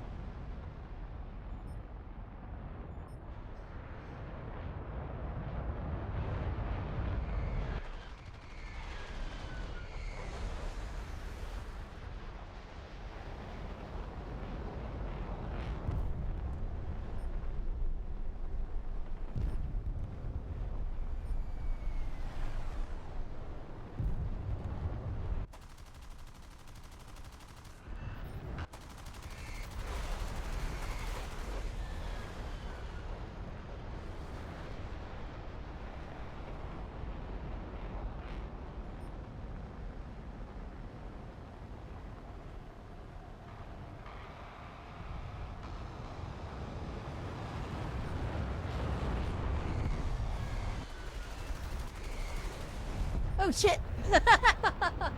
Oops. Well, in arcade, nothing happens if you overload for too long. If you do it in realistic, you'll burn up your engine.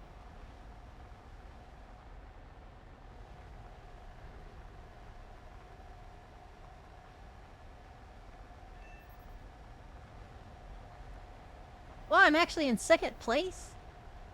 With only 6 kills? Holy shit. This dude's got 15 and 11. Wow. He's in a Su-22. I mean, yeah, that's just not fair. Competing with guys like he's an 11.7 MiG.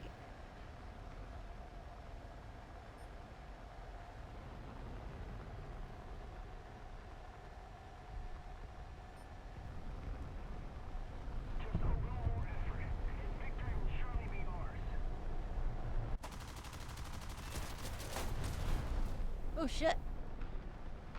He took my wing off.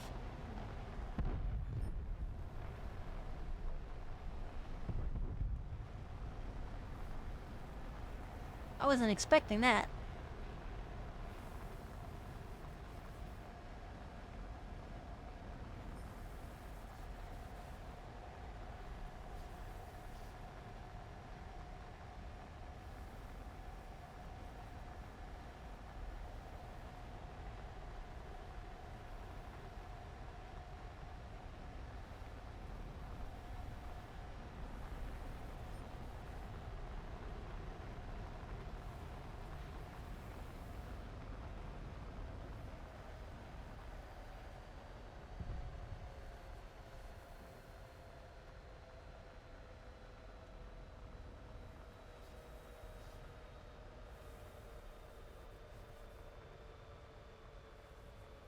Thank God for air brakes.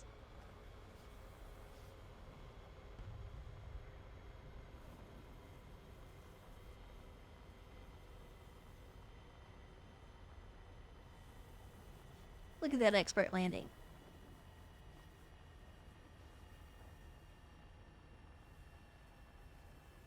Like butter.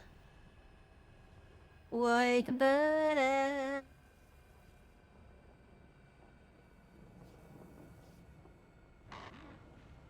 What was that?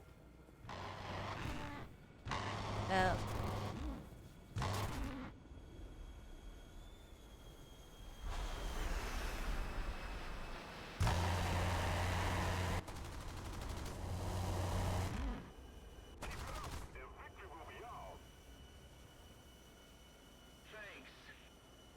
Yep. I'm missing a wing. It happens. But luckily, me being the expert pilot that I am, I can land with half a wing.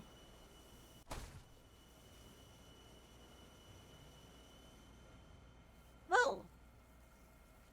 That was quick for him. He must be fully spaded on his crew stats too.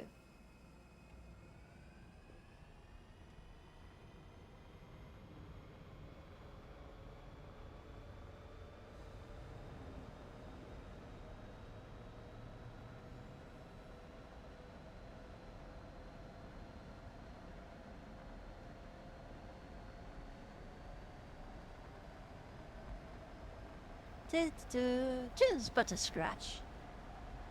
Your alarm's off, no son. Yes, it is. I've heard worse. You lie. How many girls do you know that can quote Monty Python, huh? Well, what do we have here?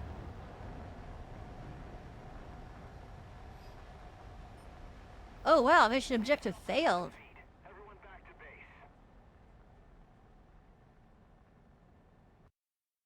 That was interesting.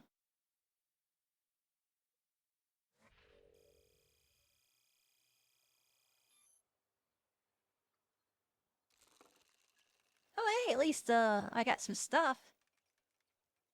More bombs. Always need more bombs, right? More bombs are good. Ooh, I got 157 minute. I can talk. I honestly can talk.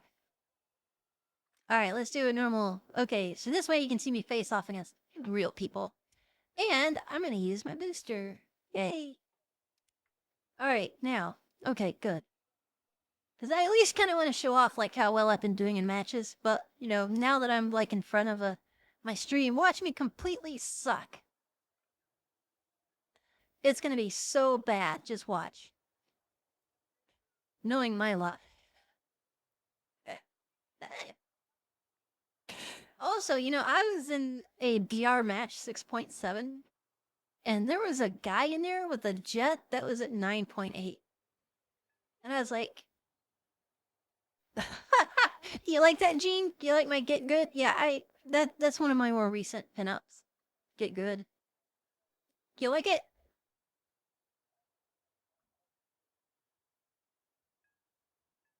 I've gotten really good at flying the F2H2.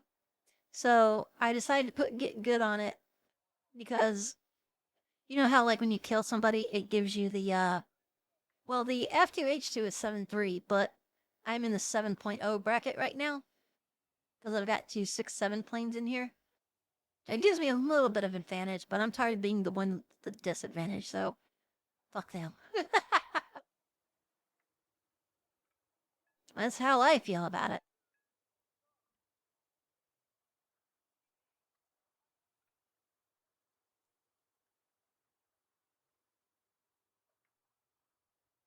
Yeah, I love that graphic. It's real cute.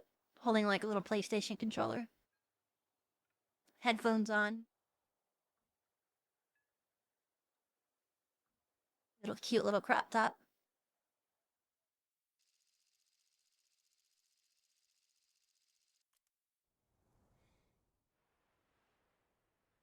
You know, I don't know exactly what the BR is the equivalent to. I just know it's a way of like trying to match. I mean, that way you're not like in a World War One biplane up against an F-16 fighter jet. You know, it's a way of trying to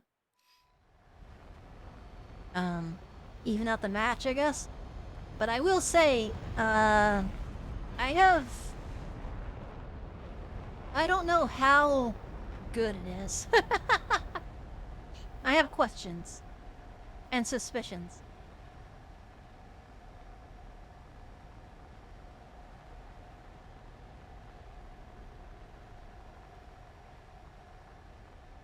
Alright, let's see how well I can do. How well I can do in the Get Good Express.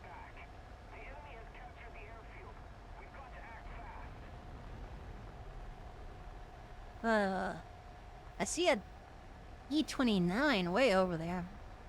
I don't think I can get to it though. Not with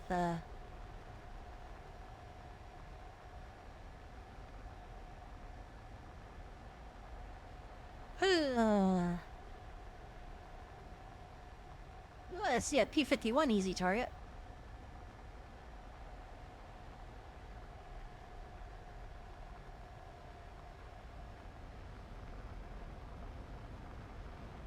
Uh-oh, there's that R2-Y2. That thing's a tank.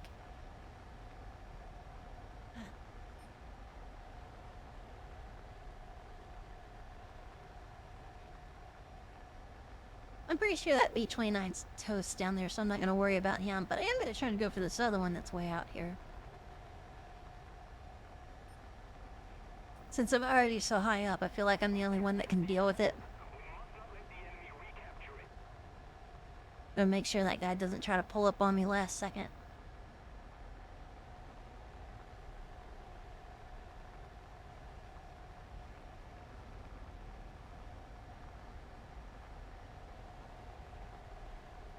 Alright, let's pour the speed on! Let's catch this 29! I know he's gonna turn into me at the last second. So I'm gonna go ahead and get some, Yep, and then I'm gonna do this.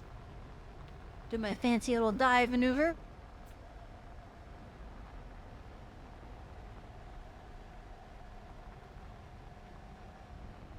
Oh, and he's got a fancy dive maneuver too.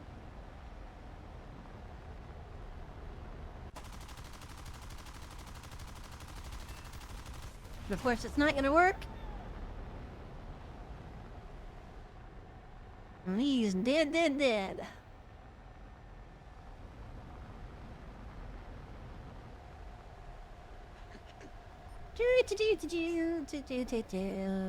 Get some height, some altitude, and pick my next victim.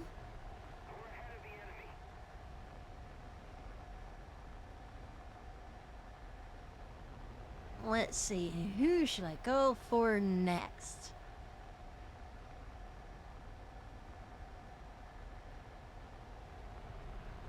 I think my buddy over here is having trouble, so I'm gonna go see if I can help him out. Looks like he's being chased. Probably not gonna get there in time, though. Yeah, I'm not gonna try. Ooh, I can help my friend out over here.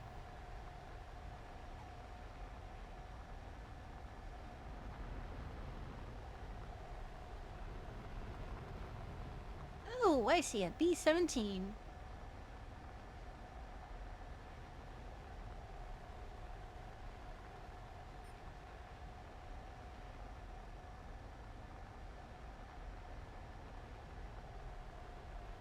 I'm gonna risk it, even though that plane is right there, awfully close.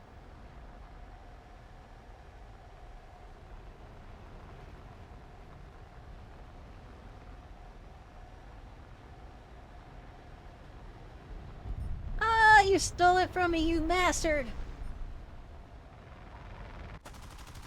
I helped you, though. My guy was gonna shoot you in the back, and I got him. You're welcome!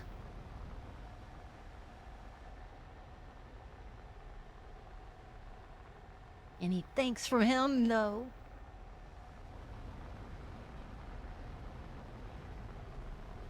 Oh, shit. Another B-17. How lucky. Well, he's diving hard, though. Why is he diving so hard?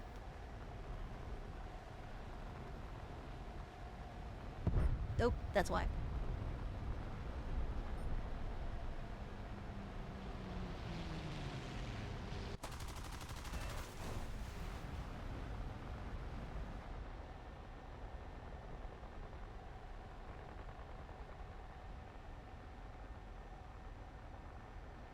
I'm surprised I didn't take him out. These cannons on this plane are no joke. Oh, let's see another B-25. But my guns are reloading, so I can't quite go after him just yet.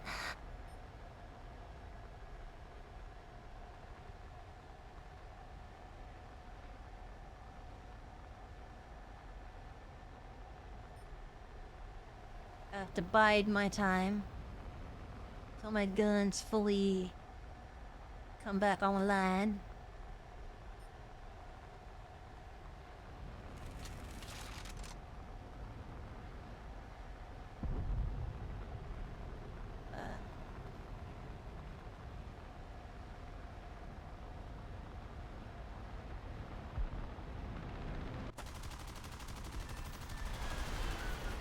Oh boy!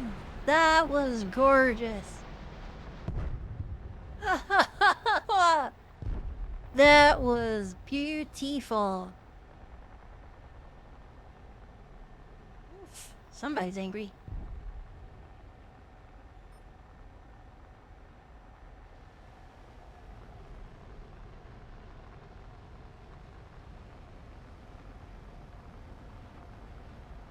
We've captured most of the strategic zones.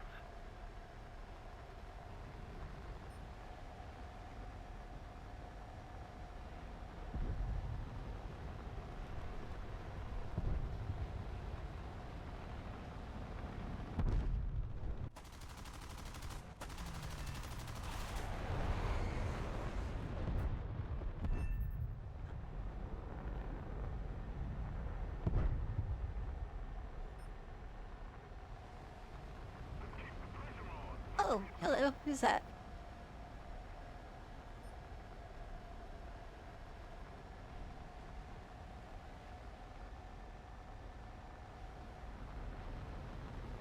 Where are you going all on your own, buddy?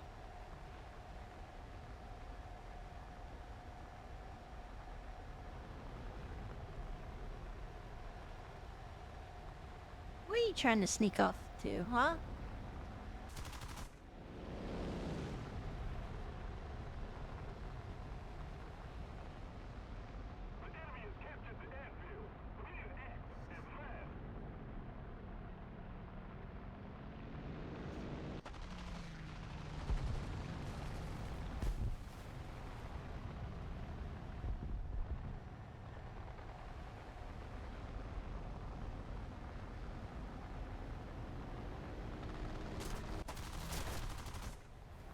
Oh, now that was some BS.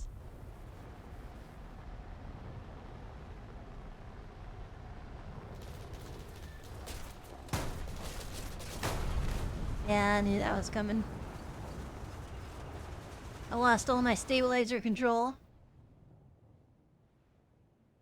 Still a pretty good round, though. Gonna have to go get revenge real quick. Excuse me, I'm gonna have to go surprise both that person, Neo.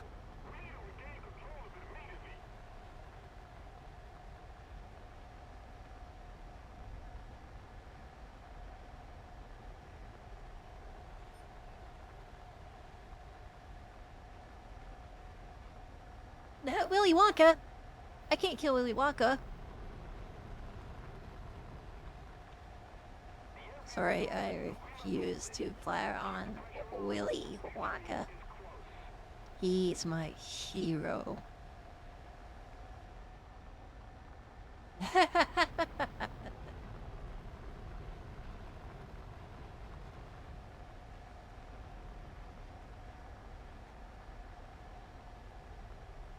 He's number 13, not the original. That's pretty funny.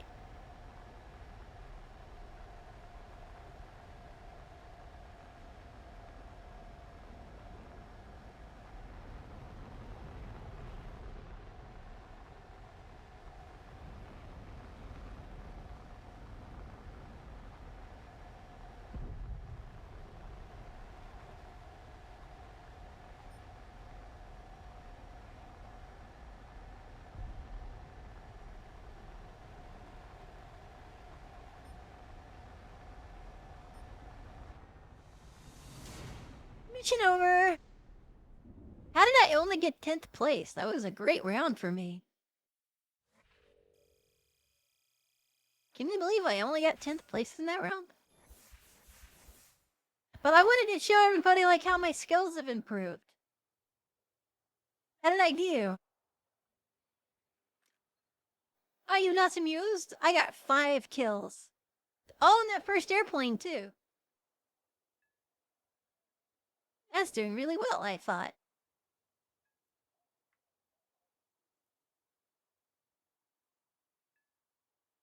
10th place out of 16. I would have thought I would have done better, but let's see what they all had. That guy had a 7-0, so that's fine. He had a 7-7. He had a 7-3, 7-3, 7-0, 7-3, 6-0. All these look fine. I still never understand how every once in a while you'll come across that one player that has like a 9. Oh, like this guy, he has an 8. How do you get an 8 in here?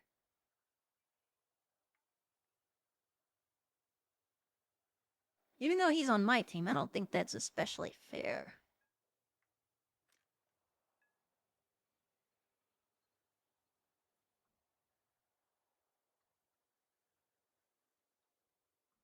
But it is what it is. So, yeah, that was fun. I felt like that was a pretty good round. Oh, I got a reward. Let's get the reward. Was my bonus only for that one round? I think it was. I wonder how much left till I get my next airplane. I think I'm pretty close. 589.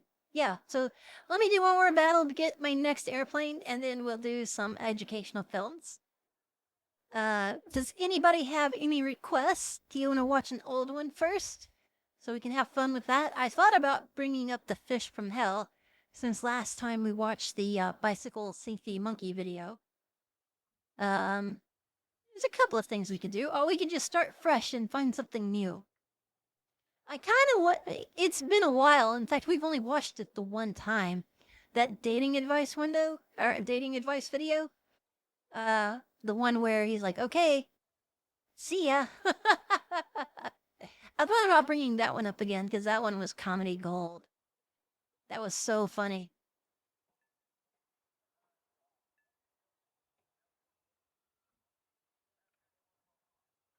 But But yeah, if anybody wants to get good pinup on either your tank or airplanes, just let me know. I'll hook you up. How to date a War Thunder player? If you're dating a War Thunder player, realize you're not actually dating. You just see each other when the internet's down. That's all there is to it. Most of the time, you're just spent grinding. That's pretty funny, actually. Alright, let's see what I can do here.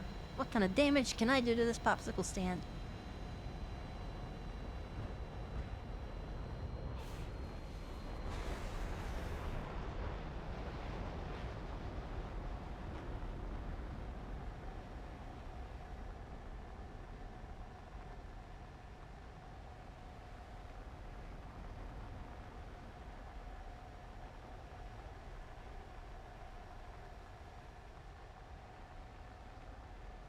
Let's see, what do I see? What do I see? Ooh, I see a B-29 way up there. That's a good target. That's a good target. He's nice and high. Hey, he's coming down, too. Even though he had the high ground, he's not wanting to keep it for some reason. I see that 262 coming after me already. I'm gonna kind of dive into my own team to keep him off my back.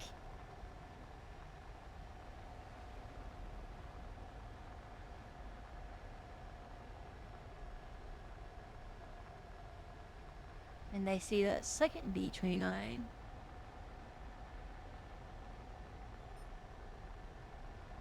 Brass monkey! That funky monkey! Oh, look at that! Heaven has blessed me with another B-29. I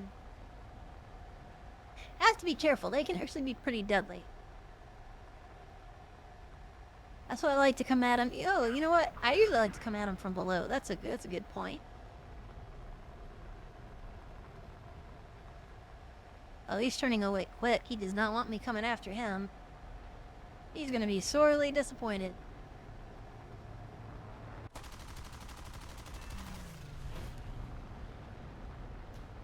That wasn't a really good hit.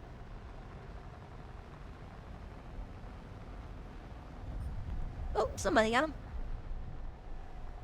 That's okay, I can go for this.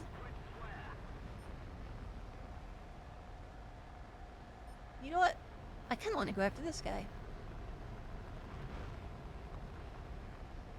This would be a good kill if I get to him in time.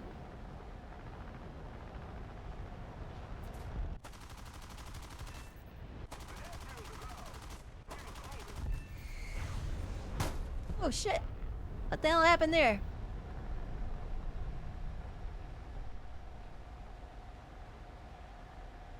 Now the question is, can I land and get repaired? There's only the one airfield. I'm gonna risk it.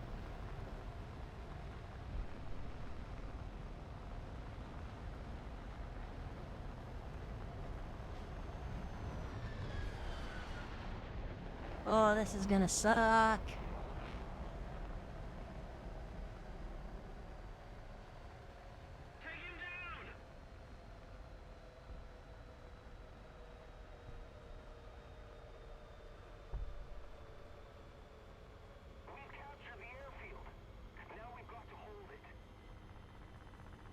Yeah, we'll see how long I last here. Probably not long at all. I'll hide behind the wreckage. Don't mind me. This is not me. This is your comrade here. Don't shoot at him. No, I said don't shoot at him. Don't shoot at him. He's your buddy. Oh shit, he disappeared. No.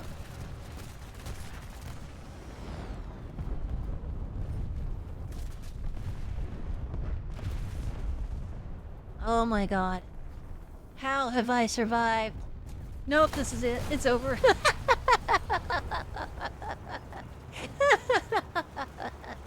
That was funny. Well, at least I captured the airfield for my team, right? That's a good thing, right?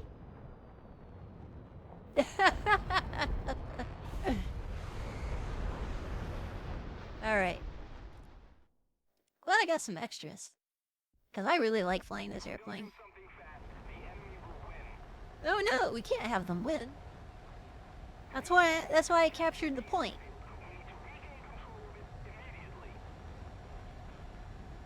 We've already lost control of it already? Jesus.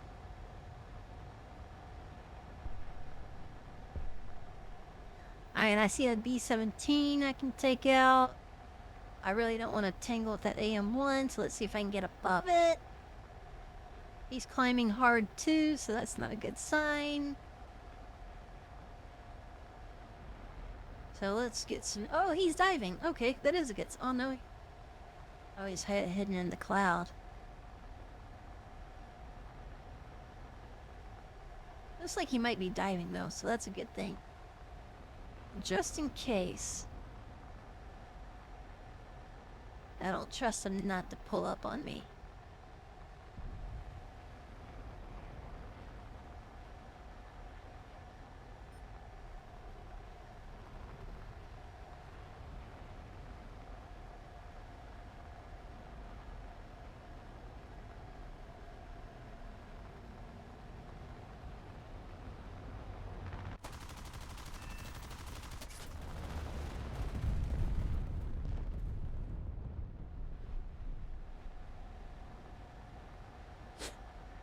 There we go, back in the swing of things already.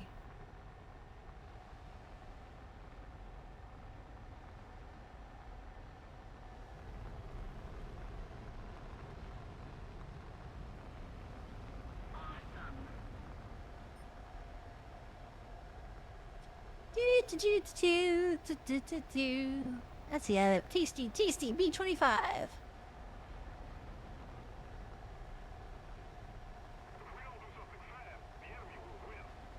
I'm working at it. Not too hard, but I am working on it.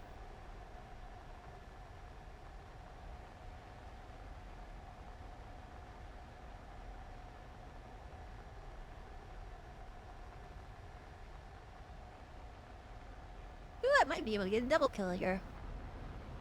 That'd be sweet. I doubt it, though. I'm gonna be going awfully fast when I get down here.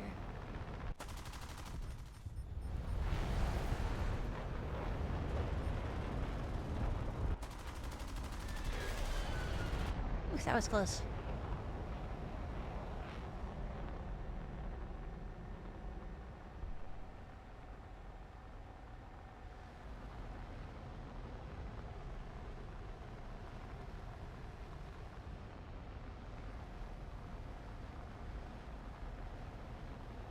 Oh, I see a Sneaksies guy. Oh, he might get taken out. Who's gonna win? Who's gonna win? F-84 versus an 84. F-84 has the high ground. He's coming around for a pass. 84 is trying to rise to the challenge. He is quickly outdistanced. F-84 looks like he's disengaging, but I am swooping in for the merge. No, looks like he tried to pull a Sneaksies. And let's make him pay for trying to pull up on me.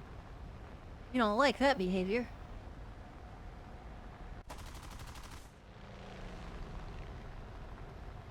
Well, he's a smart player too. He knew to pull in.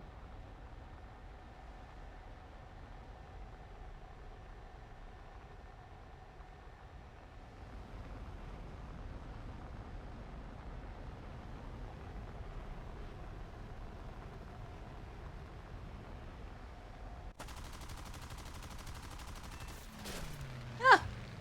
That was bull! That was BS. I had him dead to rights. Oh well. It happens. It happens.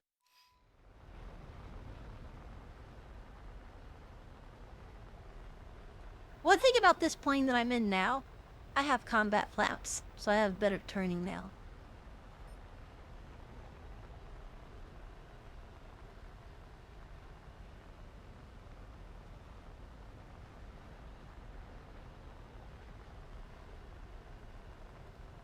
How is my team doing so poorly?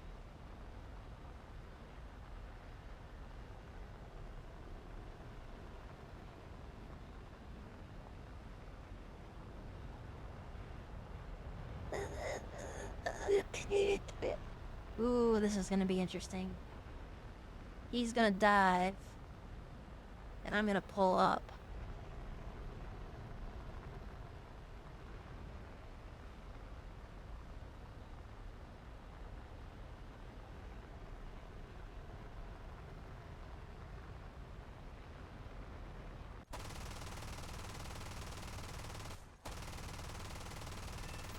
Oh, look at that.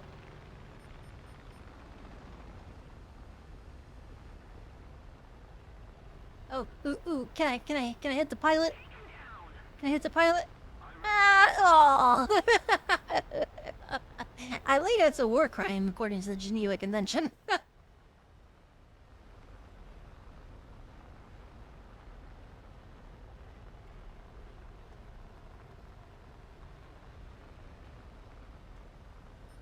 Oh, Mr. B-17, that BF-109 couldn't reach you, but I can!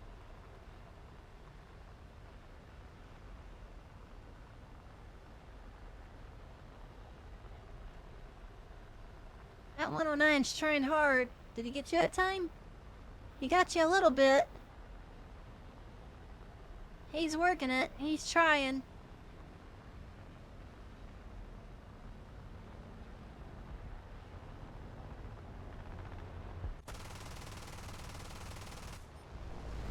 I don't know if I got a... Nah, I didn't get part of that. Oh well.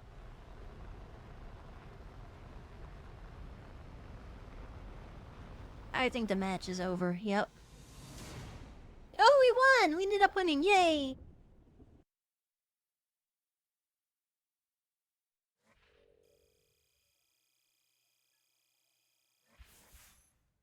I didn't do quite so well that round. But, guess what, guys? I have a new airplane. Yay. Yay! Let's see. Oh, I don't have enough to assign, damn it. That's okay. I will do it later.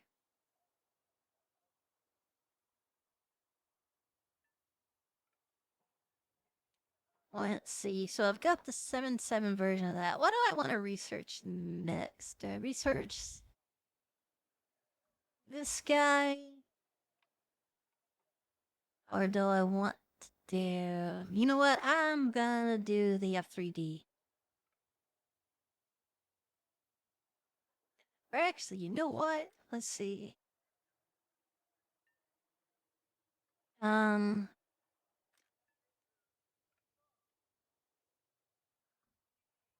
could get a second F-86. What would you do, guys? What would be your next research project?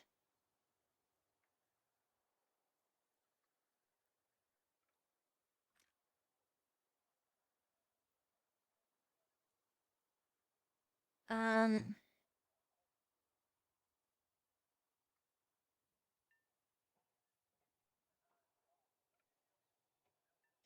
don't want to quite jump into the 8 yet.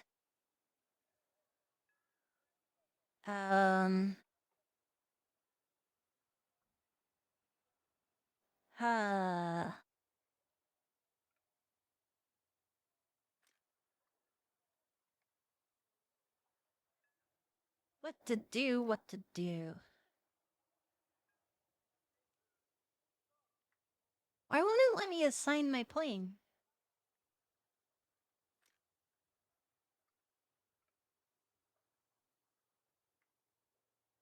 That's weird. I have the F-86A5, but I can't assign it to anybody. Why is that?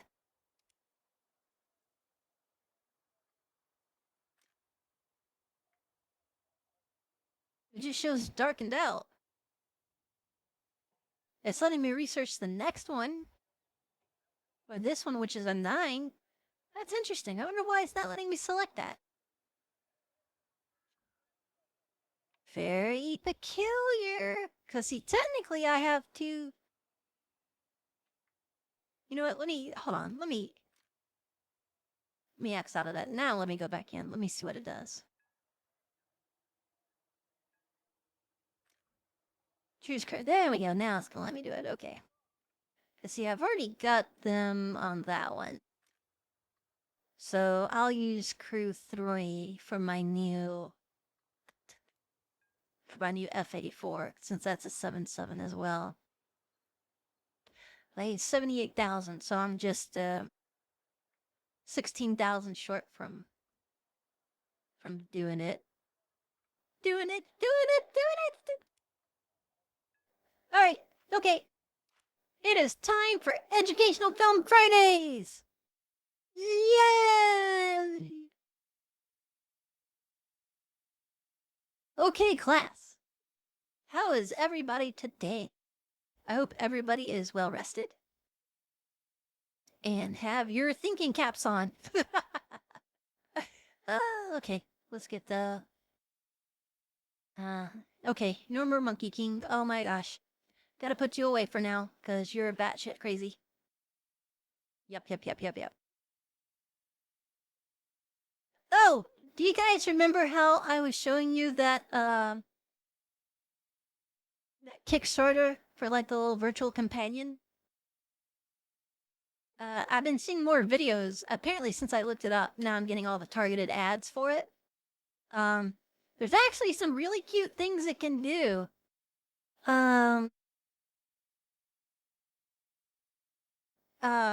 There's one where they're like doing karaoke to like Funky Town.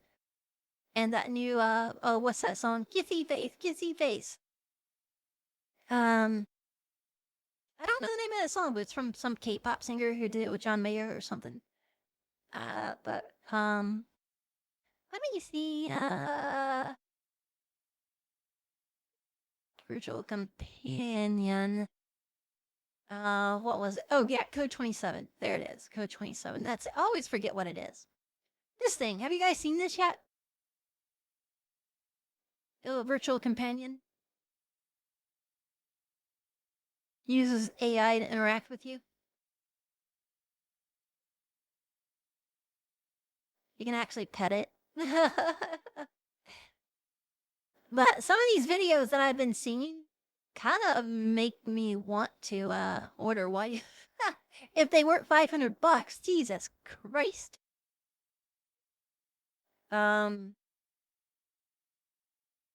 But I was also thinking about looking into it to see if I can like put me inside of it. Like, wouldn't you want me as a virtual companion?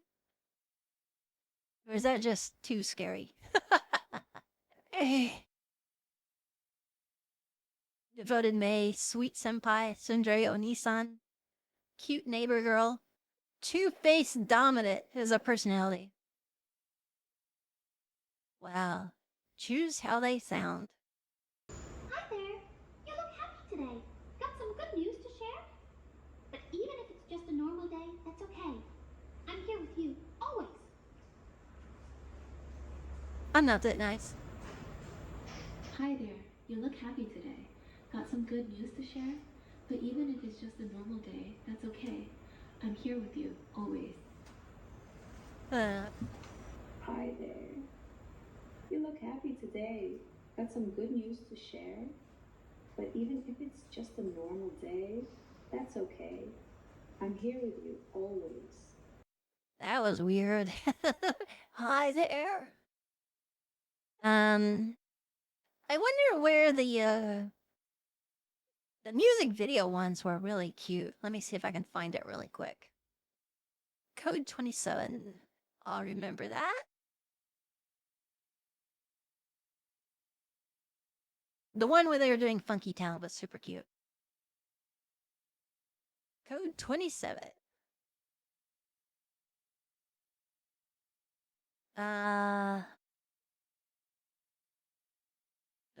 If I could spell karaoke correct. Karaoke. Oh, I guess they don't have it. Code 27 sings.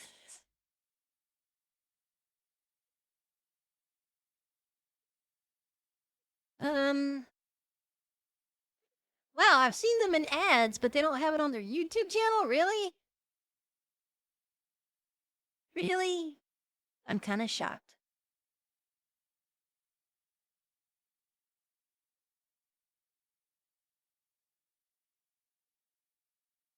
I go to their actual channel and see if I can find it there.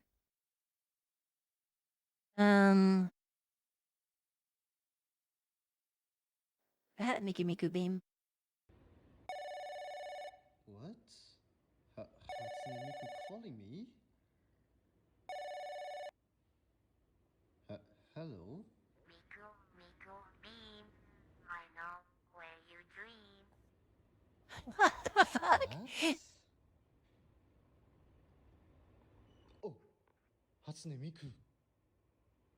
グリグリグリはチャリンカングリンカングリンカングリグリグリはチャリンカングリンカング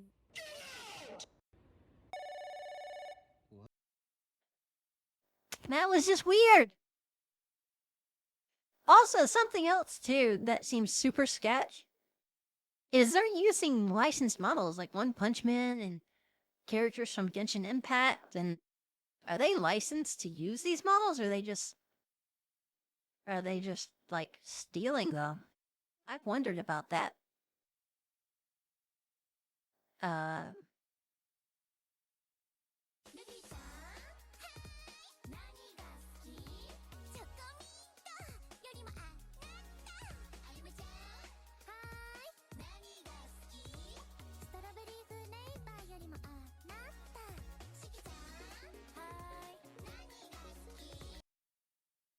Okay, that was interesting. Let's see.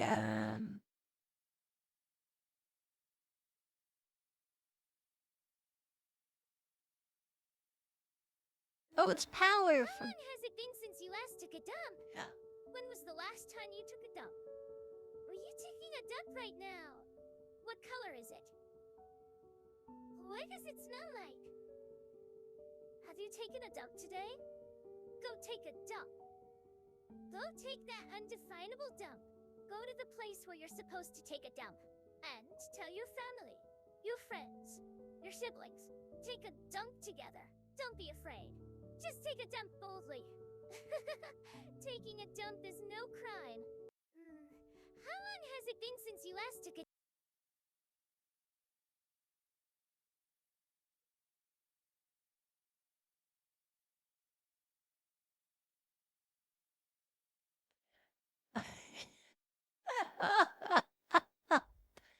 Oh my god. What the hell did I just watch?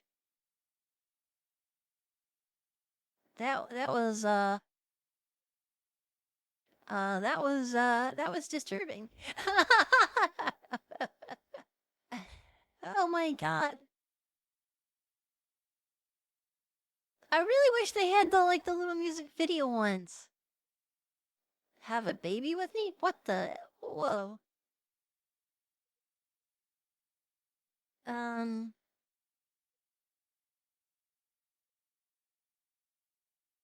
I wonder if I just search Google. Yeah, let's try searching Google. Just see what they have.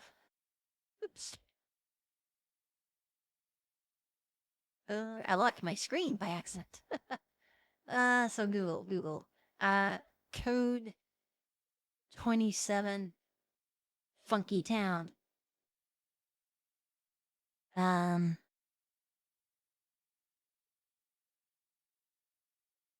Is this the right one?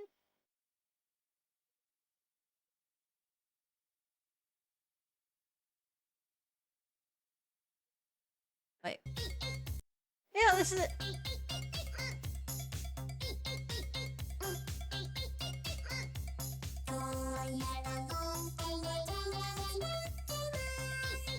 I don't know why, but I think this is cute. Mambo, mambo, omatsuri mambo.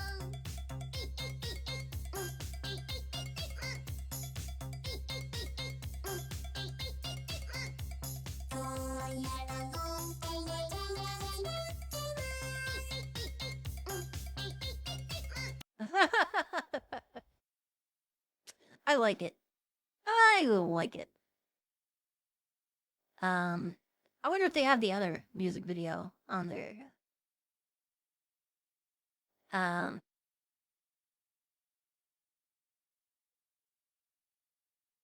think this is it. Is this it? Ah, it's gonna make me log in. I don't want to log in. Let's see. I wonder if I just did code 27 kissy face.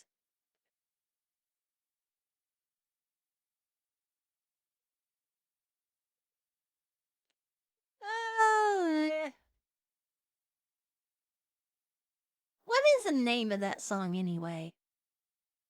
I don't even remember what the name of that damn song is. Now, kissy face, baby, uh-huh. Yeah, what is the name of the song? It is called, APT? Is that it? Is that the actual?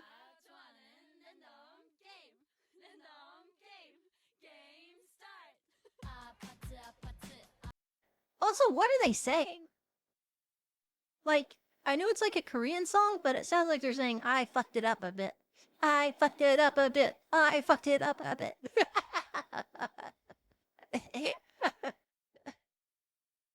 I'm just saying, that's all. That's what it sounds like, you know. I didn't write the damn song.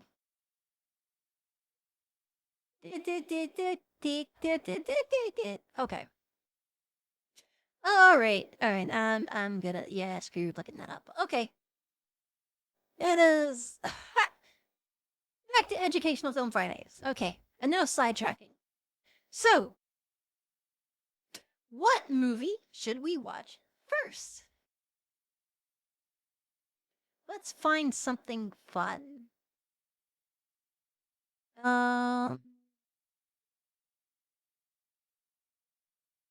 Let's see. Let's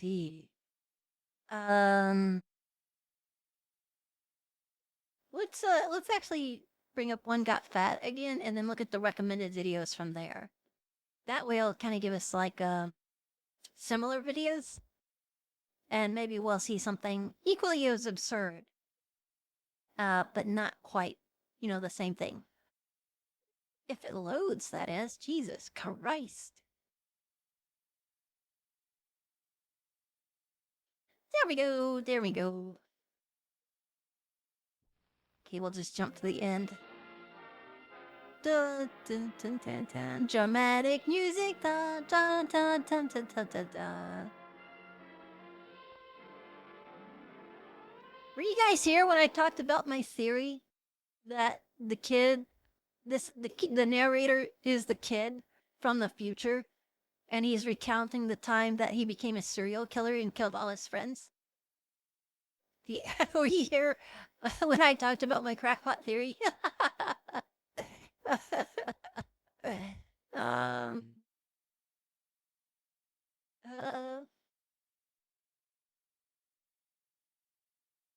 Experiments in the revival of organisms. What? From Moscow? The secret Moscow zombie project? Holy shit, we gotta look that up. I knew it. I knew the damn Ruskies were trying to bring people back to life. It's like that scene from Sucker Punch with the clockwork Nazis.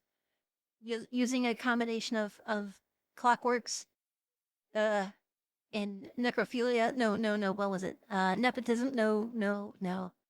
But anyway, they found a way to bring their dead back to life. Using, clockwork and, something else. Dark magic. Dark magic.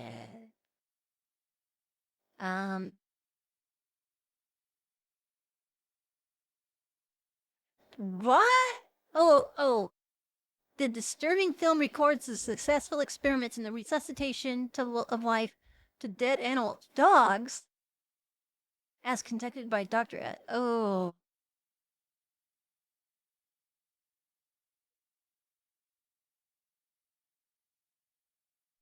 Oh, it says it's fake. This film is fake. Okay. Alright, let's watch it anyway.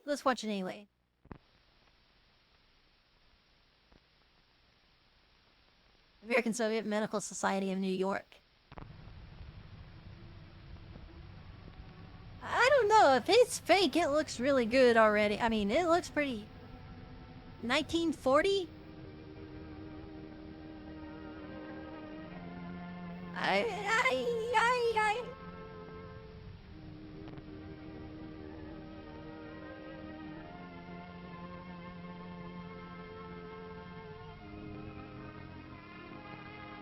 Alright, class, we're gonna have to judge if this is fake or not.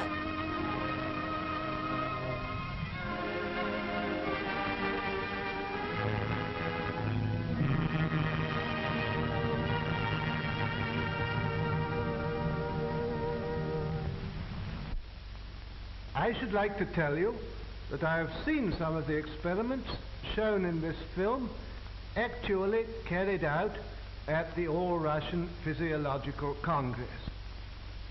As you can imagine, technique is everything. Besides such work as you are about to see, Bryukhanenko shares the credit for the methods of human blood transfusion which were first developed in the Soviet Union and are now practiced in this country, which have saved so many lives during the war. During the war? What enabled Soviet scientists to solve this problem? Long ago, science established the fact that animal organs and tissues isolated from the whole organism can be maintained in a living state.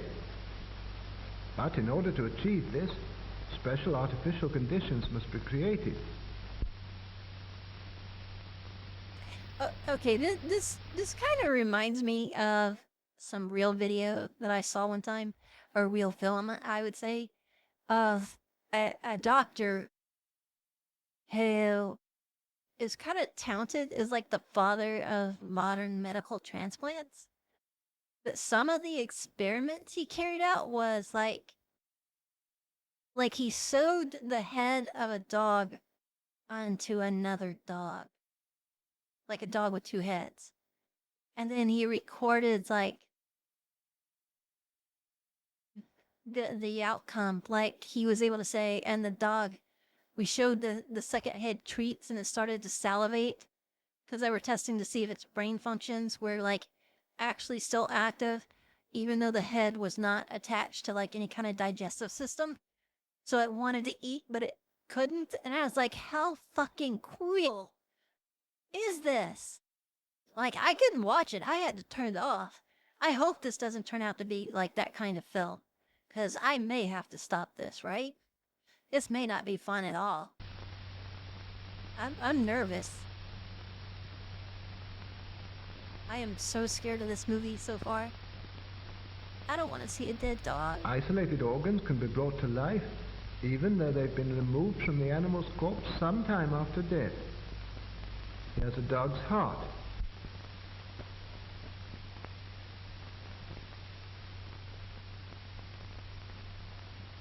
It can function as well in artificial conditions as in a living organism. And for this purpose, blood is introduced into the cardiac vessels. The isolated heart beats just as it did a few hours previously in the living dog.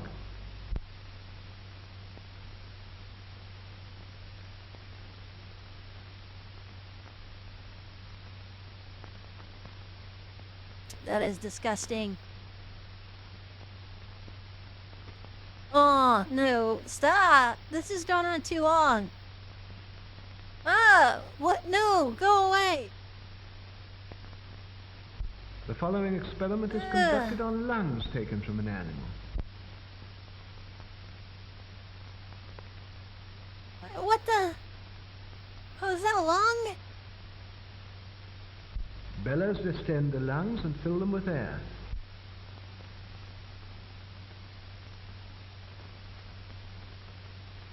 Oh God. Guys, should we continue on or should we stop? The venous blood is forced into the lungs by the action of the pump. I don't The dark venous blood passes through this tube.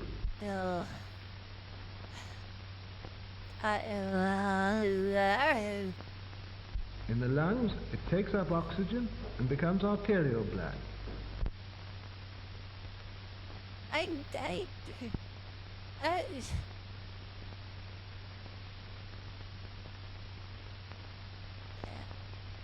If this is fake, it's really well done. Producing the same chemical changes as in the living animal.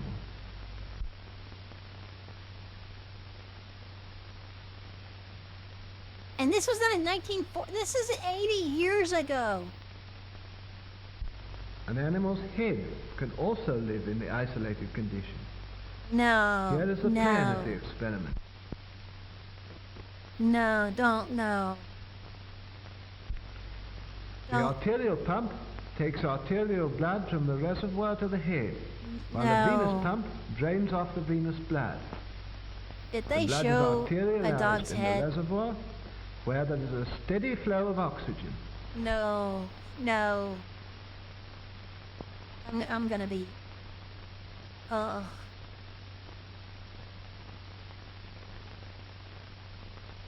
If they show a dog's head, I'm done.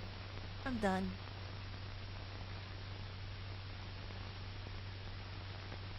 I wonder if this is the doctor that I was talking about earlier, who like successfully grafted a second dog's head onto the body of another dog, just to see if The he could. artificial blood circulation ensures the metabolism necessary for the life of the head. The way he pronounces head cracks me up. Head. No, no, no, no, no, fuck no. Fuck. Fuck that. I'm done. No. No.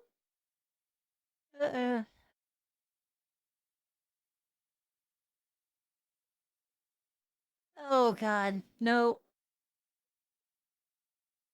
Oh, I want to throw up.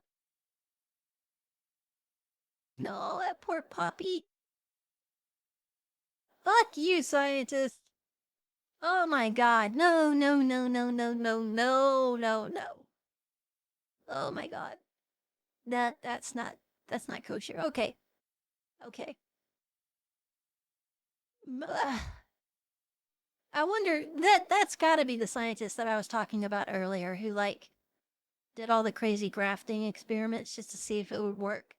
And he's considered like the father of modern medical transplants or something.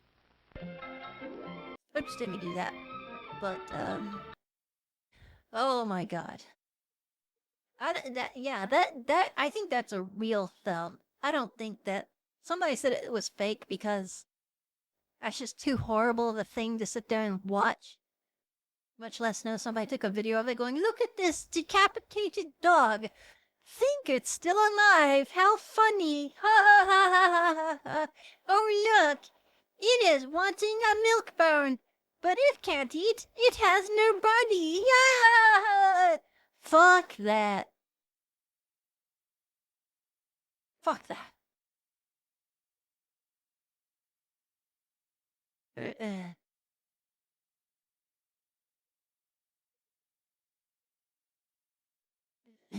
Okay.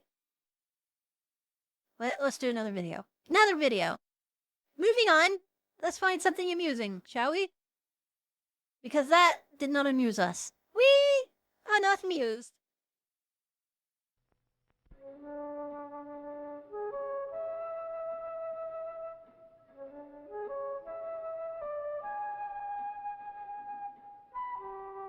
Sounds like the beginning to a very interesting 1970s porno. She is in the woods all alone.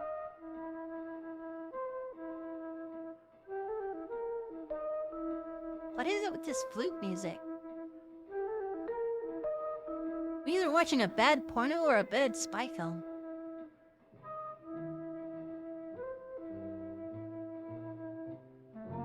Haha, look at me, I'm in the forest looking pretty. Aren't I cute? Watch as I frolic among the bushes. Frolic, frolic, frolic. Bush, bush, bush. Geese! You're not supposed to feed geese bread. Everybody, oh, match your mood. If your mood is I want to kill geese with bread, then yeah. Red would be the appropriate color, because red is the color of murder. With Westinghouse. Westinghouse, wait. Isn't that the power company? But what do they know about, like, clothes?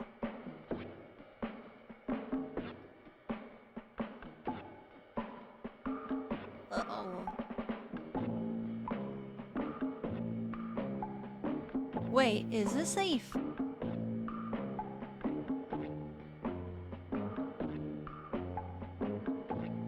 Is this a secret ad? I think this is a secret ad.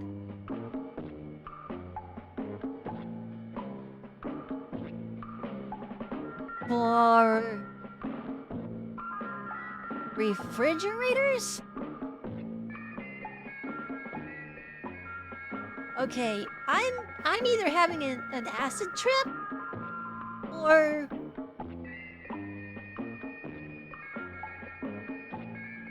cause it's like, let's show a fireplace, a chessboard. What the hell does that have to do with a refrigerator? Surftex Black? Martinis, refrigerator. Bigger refrigerator. Here's another refrigerator. Here's a chair. Refrigerator. Chess. Fireplace. Refrigerator. This is like the Where's Waldo of concepts.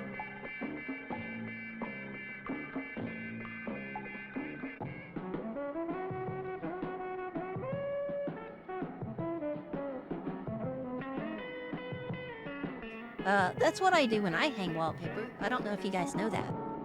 I shimmy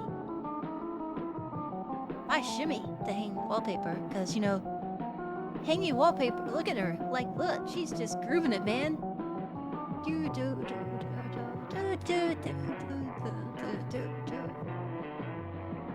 Groovy, man.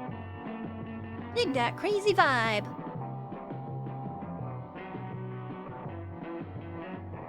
Wow, she's really into that wallpaper.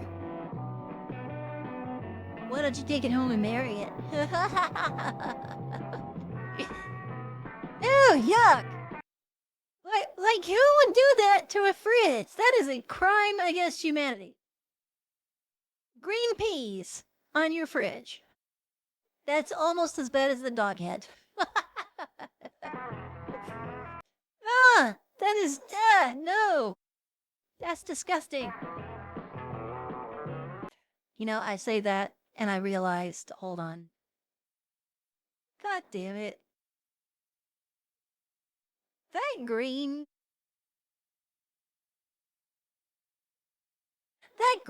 matches my top. And I just said it's disgusting.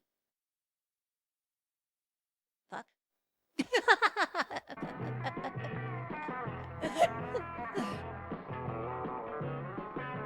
Colorblind? Okay. Then my top is the most beautiful color you can't imagine. Trust me. Wow, she is really into lame. Oh, whoa.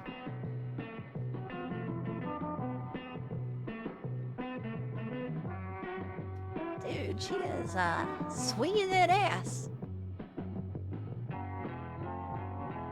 Okay. So why the random picture of the girl? You know, the girl! Funky hairstyle! Refrigerator! Related! Not in the least!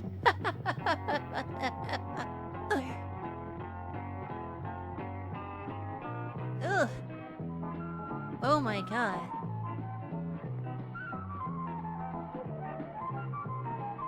Has there ever been a revival of like 70s fashion?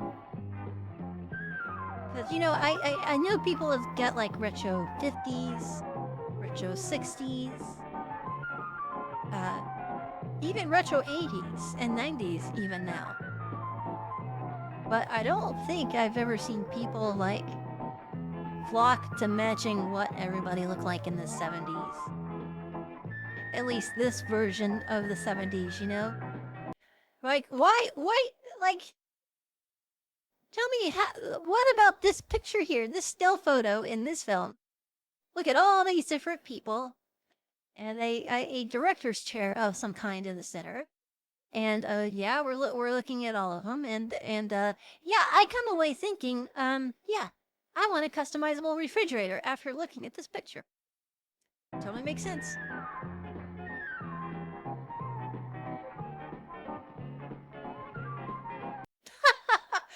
What?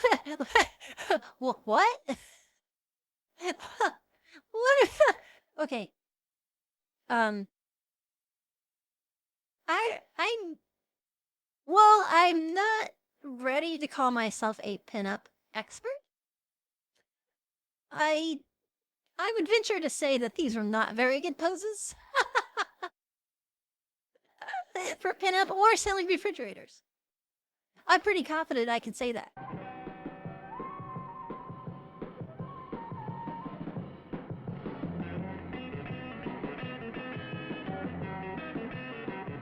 Oh my god. Oh look, she play. Oh my god. Was she mashed potatoing?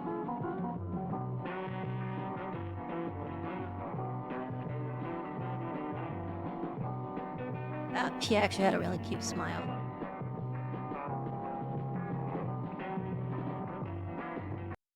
She probably went to Hollywood thinking she was gonna be the next, you know, like blonde bombshell, and she's in a Westinghouse refrigerator infomercial celebrating fake 4th of July.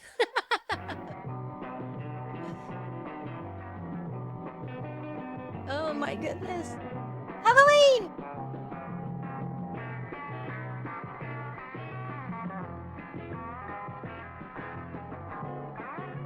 Wow. That was a lot of thigh.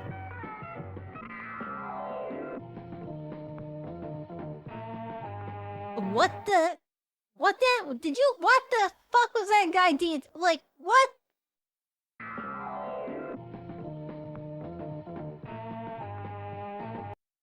What kind of dance is that?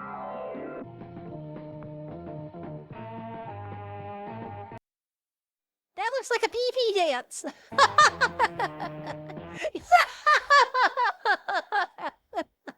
I should have let it continue.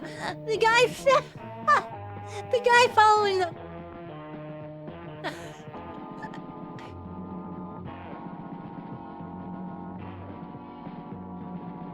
Oh, it's the countdown to New Year's. Happy New Year! Westinghouse, the complete refrigerator. Compare.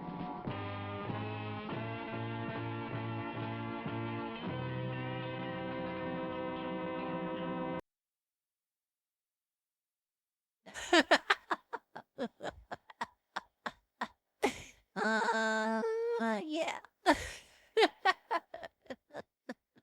Oh my god. Ugh. That dude. You know he's gonna bang her up against that fridge later on. That like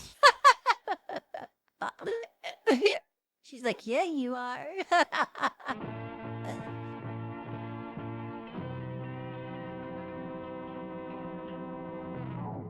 Westinghouse. Being the backstop for late night trysts in the kitchen since 1947. Oh my gosh, I have to watch that silly dude shimmying by after the weird like run and place dance, pee-pee dance. Gotta pee, gotta pee, gotta pee. And here's my buddy. I'm crazy.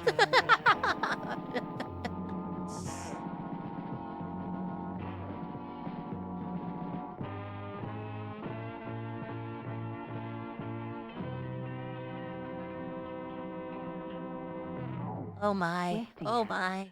The complete refrigerator. Compare.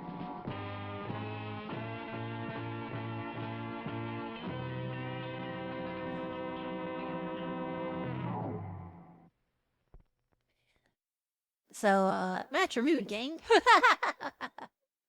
So I've noticed that there seems to be one company behind all the weirdest ones.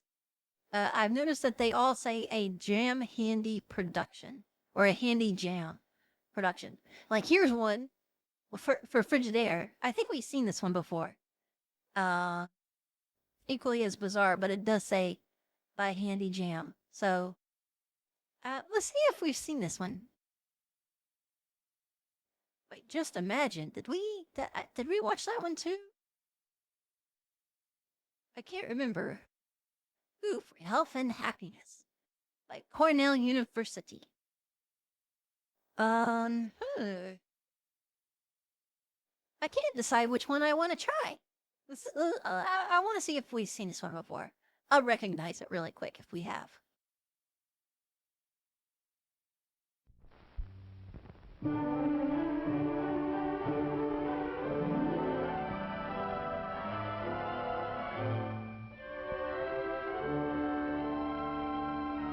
I don't think we have.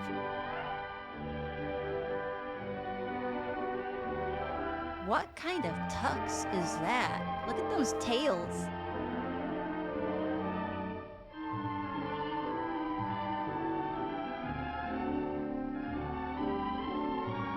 You know, I wonder how many years of dance class she went to and suffered through as a young child, only to do this.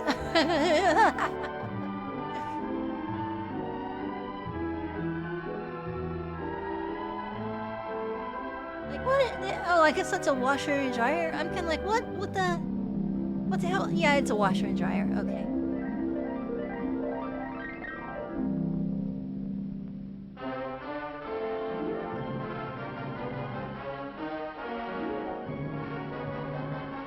Like, oh.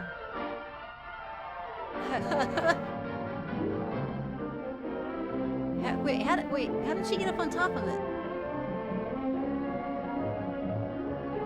Look at this fridge! Oh my god, so clean, so empty! Now watch as I open the lower compartment, which is also a fridge. Possibly a freezer, I don't know!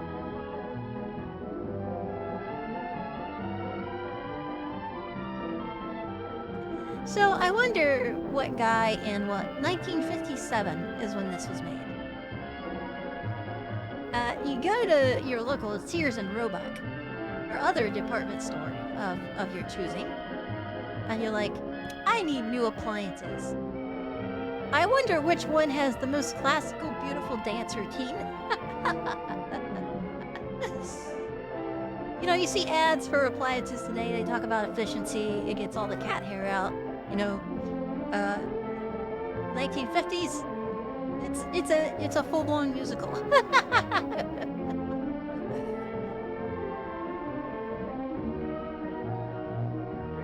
You know, if my dad were watching this, he would just sit there and yell at him and like, "What are you doing? Refrigerating the whole neighborhood? Close the damn door!"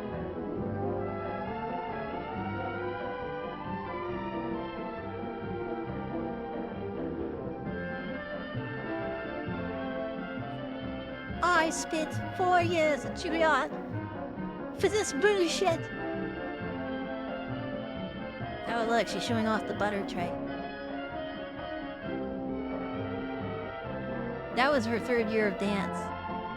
Showing off the butter tray.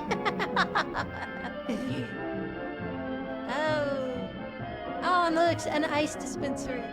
I wonder what year that was. Or did she have to do an adjunct course to learn? Oh. What was that about? What was the sand dumping ice on the floor about?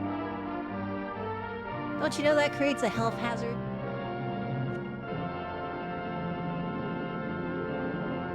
Wait, what?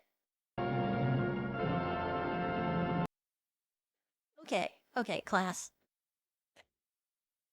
Did anything in what we just watched, in any shape, way, or form,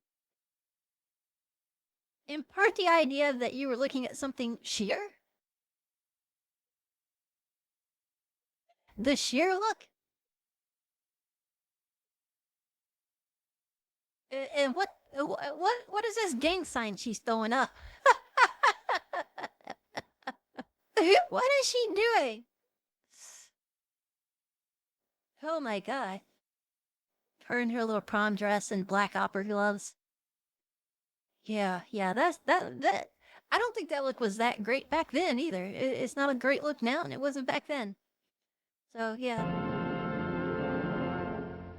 3 years at Juilliard to learn how to dance around appliances. I am at the top of my game.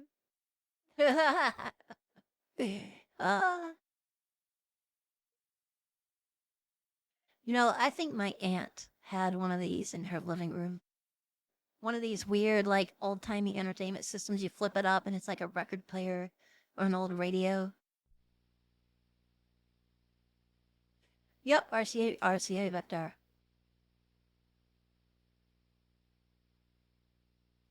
With new hideaway styling. Oh, that's a Jam Haiti production. Wow, they were all over everything, weren't they?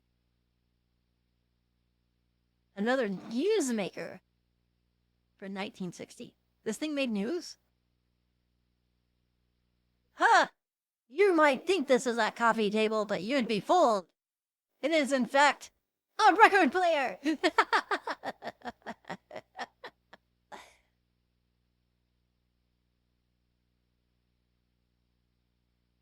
Is there no audio?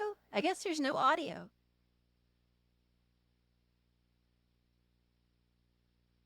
So, you know, often when I watch these, like, ephemeral films that are, you know, old, like, industrial films and such, I'm kind of wondering, for what audience are these intended for?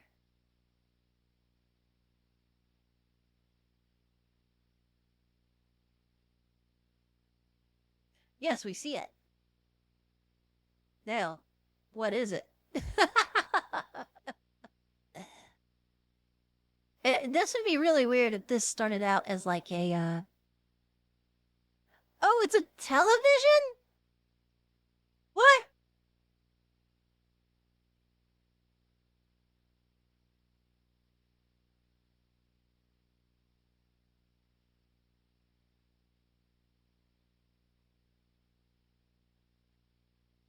I did not see that coming.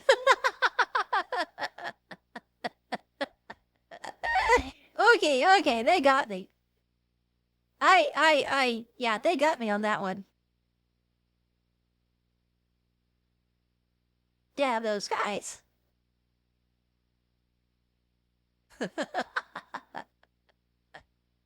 Oh my goodness. Look how brown those edges are.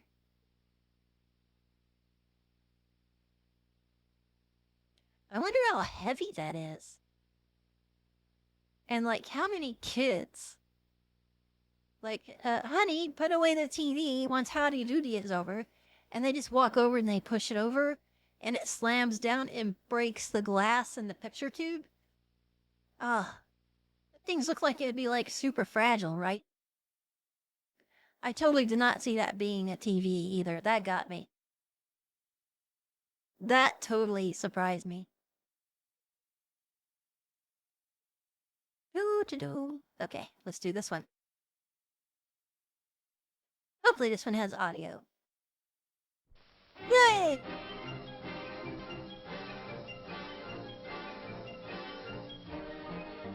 Power! More power to you!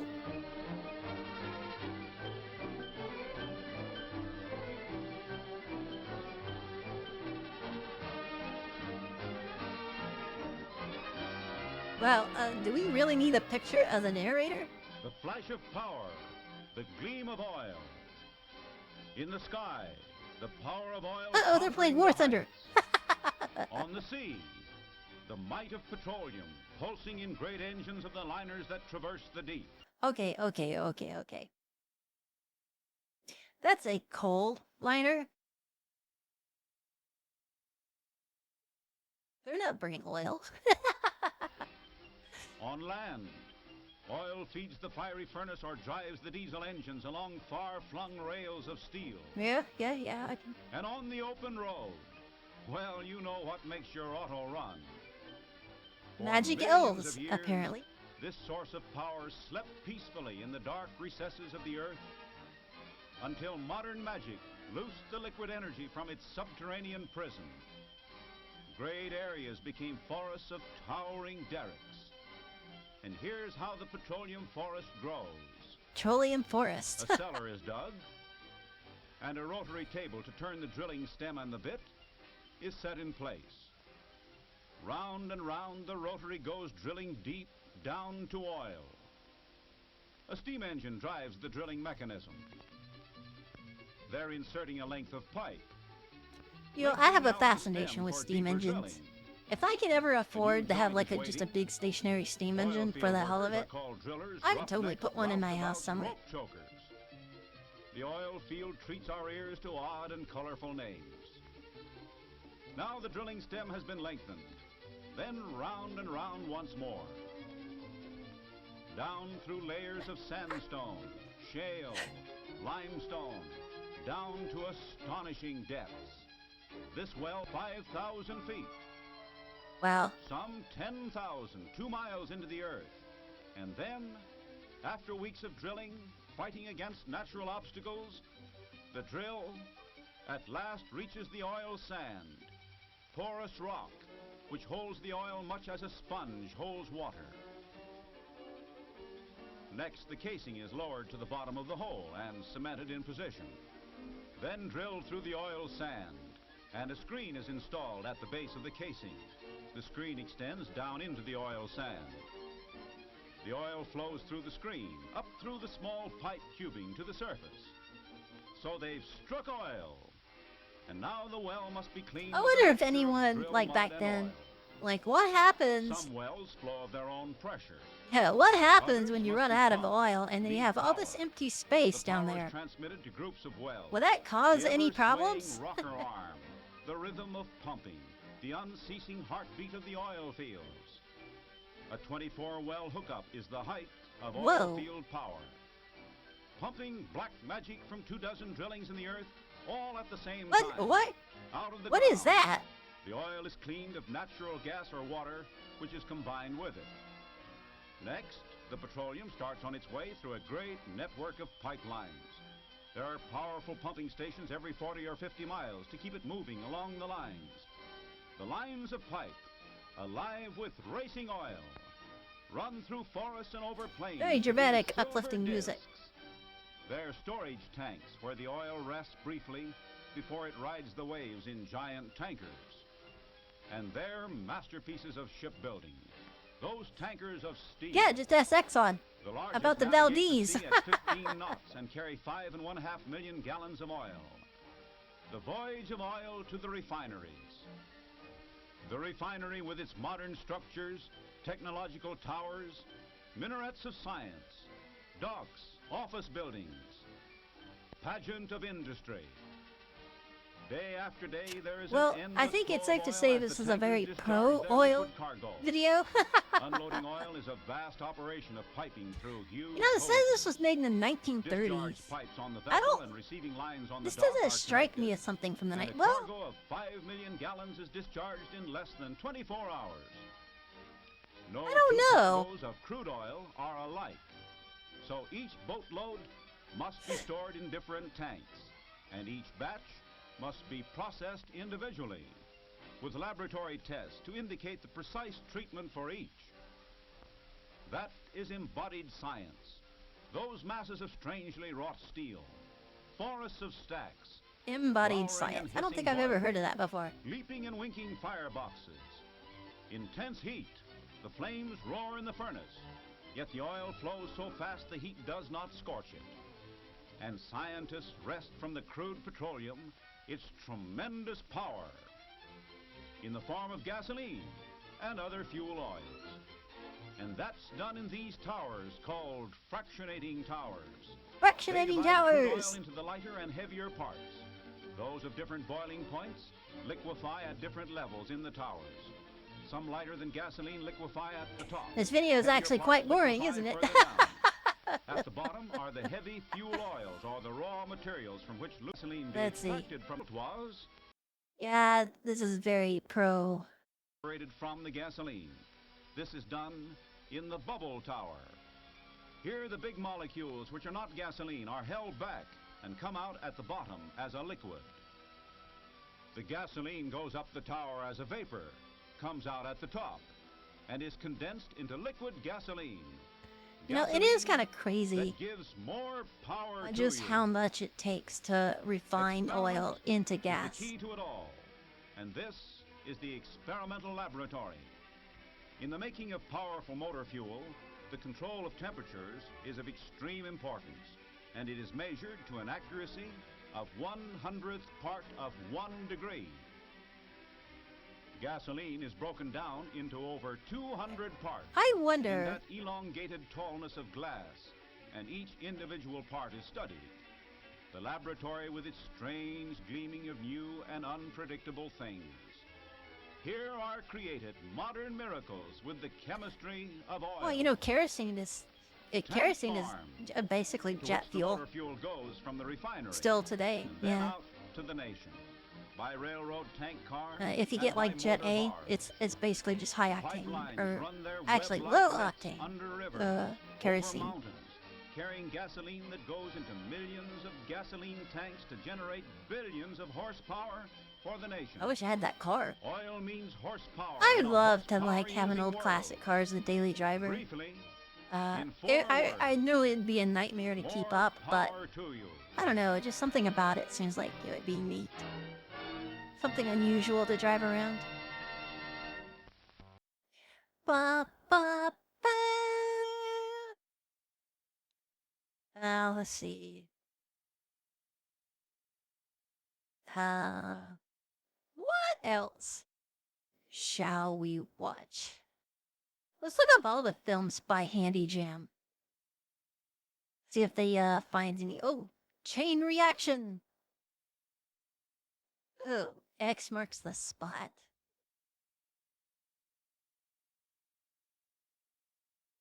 What is that? Black and white sound X-rays by the state of New Jersey. Oh, this okay. Let's give this one a go. It sounds like it could be interesting.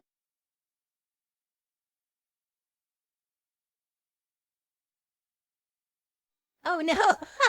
I just read some of the description. Okay, this might be the comedy gold we are looking for.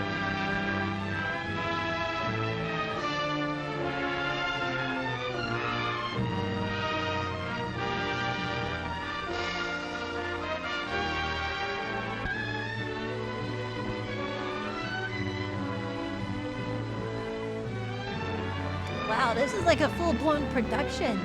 It's not just a safety film. It is a film about safety. See what I did there?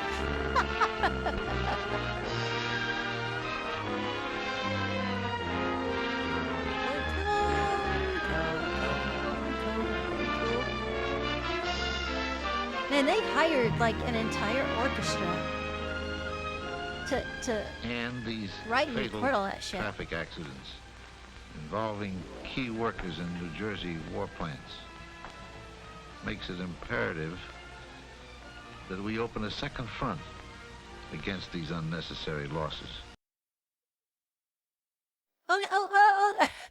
Okay. So this is the mayor or the governor or some authority figure in government talking about how car wrecks are only a problem when they kill key individuals. Everybody else can just go suck rocks. Is this for immediate release, Commissioner? Yes, urgent. Yes, urgent. The loss of life or any disabling injury to a war worker means a definite setback to our war They don't care about program. anybody else, just the Yes, worker. in time the of lo- war, we killed, we maimed our fellow countrymen without malice, without hatred, without thinking. It is the duty of this office to conserve the lives of the people and to improve traffic conditions. Imagine, if you will, a New Jersey city with a population of over This guy 20,000. has all the charisma Enough of a people to fill a potato. large stadium. Now, if every man, woman, and child were to be suddenly removed by death or injury you might begin to get some idea of the annual traffic toll in the state of New Jersey alone. Perhaps What? you have Really? not contributed to this unfortunate toll of accidents, but most of the drivers and pedestrians who were involved didn't break all the rules. Just once in a while, they were careless or inconsiderate, as you're about to see. Oh no, we get a reenactment. Yes, driving and walking in modern traffic is often careless, inconsiderate, and from the other fellow's point of view, sometimes fantastic. Wait, what? So, walking in traffic is careless, selfish, and depending on point of view, fantastic. That makes no sense. No sense. So our story of modern traffic is a bit fantastic, too. It's about a car, anybody's car, the kind you need these days to get home in. Okay, And it okay. must be a safe car, one A that will safe pass car. inspection.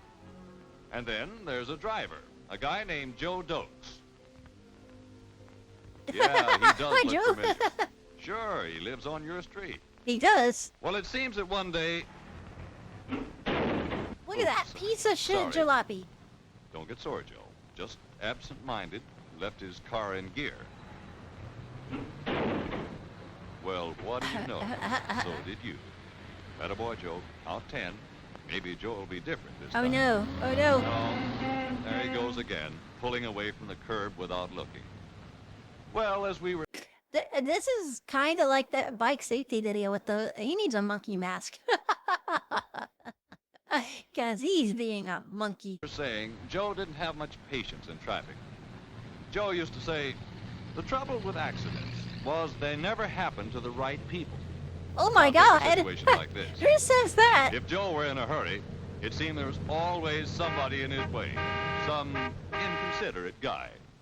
Well, if he can get around him and beat that light at the next corner. This is how And my here's a sister pedestrian with his drives. eye on that signal light, too. There goes the light. You see how it is? As Joe often said, these pedestrians are just as bad as drivers. Now look at that. As Joe says, traffic these days would drive a guy nuts.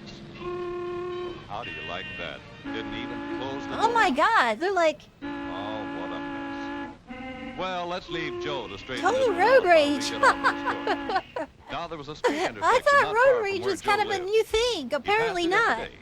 No signals or stop signs, not much traffic. One of those places where nobody bothered to slow down. A good place for an accident. Here comes a car now from one direction, and uh-oh, here comes Joe from the other. Uh-oh. And unless somebody slows down, it ought to happen right here.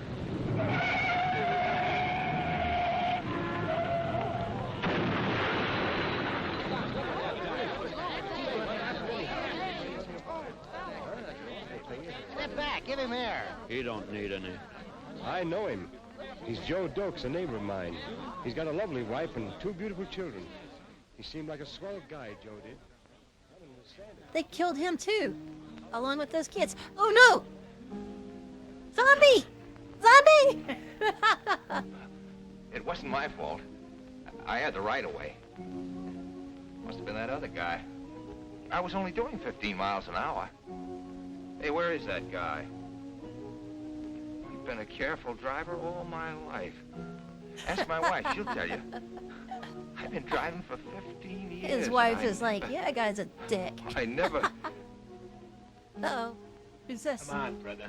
No use wasting time with these mortals. They can't help you anymore. Oh, but they're my neighbors, my friends. They'll understand. I know. Yeah, you used to know them. You're a dead duck now. Come on. Really? I thought he was a dead man. See, Daisy.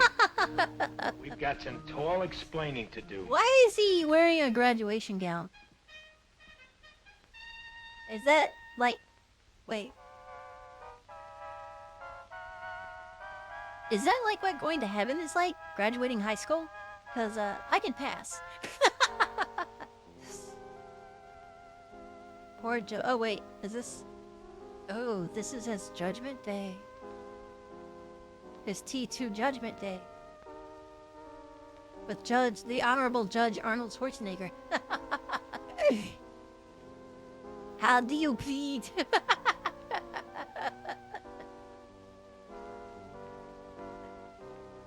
Wait, he just can't be bothered. What, not enough people die today? What the hell is on top of his cap? He had Good like morning, sir. There are no good mornings here. What was your name? Who was? What was my name? You mean, sir, I'm finished? All washed up? Well, that depends on the evidence. Your name? Joseph Dokes, sir. Joseph Dokes. Dokes. Joseph Dokes. Joe Dokes. You were born in New Jersey, eh? There. I'm a Jersey Your kid. age? I'm gonna be 36 on my next birthday, sir. 36. Next birthday? This judge is just rattling it in. Shit. What was your name? Birthdays? Ha! Not for you anymore, fucker. He wasn't due here for another 20 years. Uh-oh. Fine guardian you turned out to be. Why, if it wasn't for me, Your Honor, he'd have been here years ago. The worst driver in I New would Jersey. file You a expect Better me to keep Business my Bureau eye on complaint. Records show no convictions against this man since he's been driving. Well, that's right, Your Honor. That's what I've been trying to tell him. I've been driving for 15 years. Now, I never- silence. Silence! Court isn't interested in your opinion. Proceed. Don't you see, Your Honor, that record of no convictions only proves how well I've guided him. Of course, he had a lot of luck. Well, he wasn't a bad fella. Good-natured egg, kind to his family, very considerate of everyone, except in traffic. You see, Judge, I'm not such a bad guy. Please let me go back. Just this once. Besides, I got almost a full book of 8 coupons left. Won't you, please? Let's get on with the charges. Wow, that judge is a hard ass. How was he on remembering to give signals? Doesn't care about coupons. What kind of monster is he? On signals? Well, only fair. Quite a few black marks against him.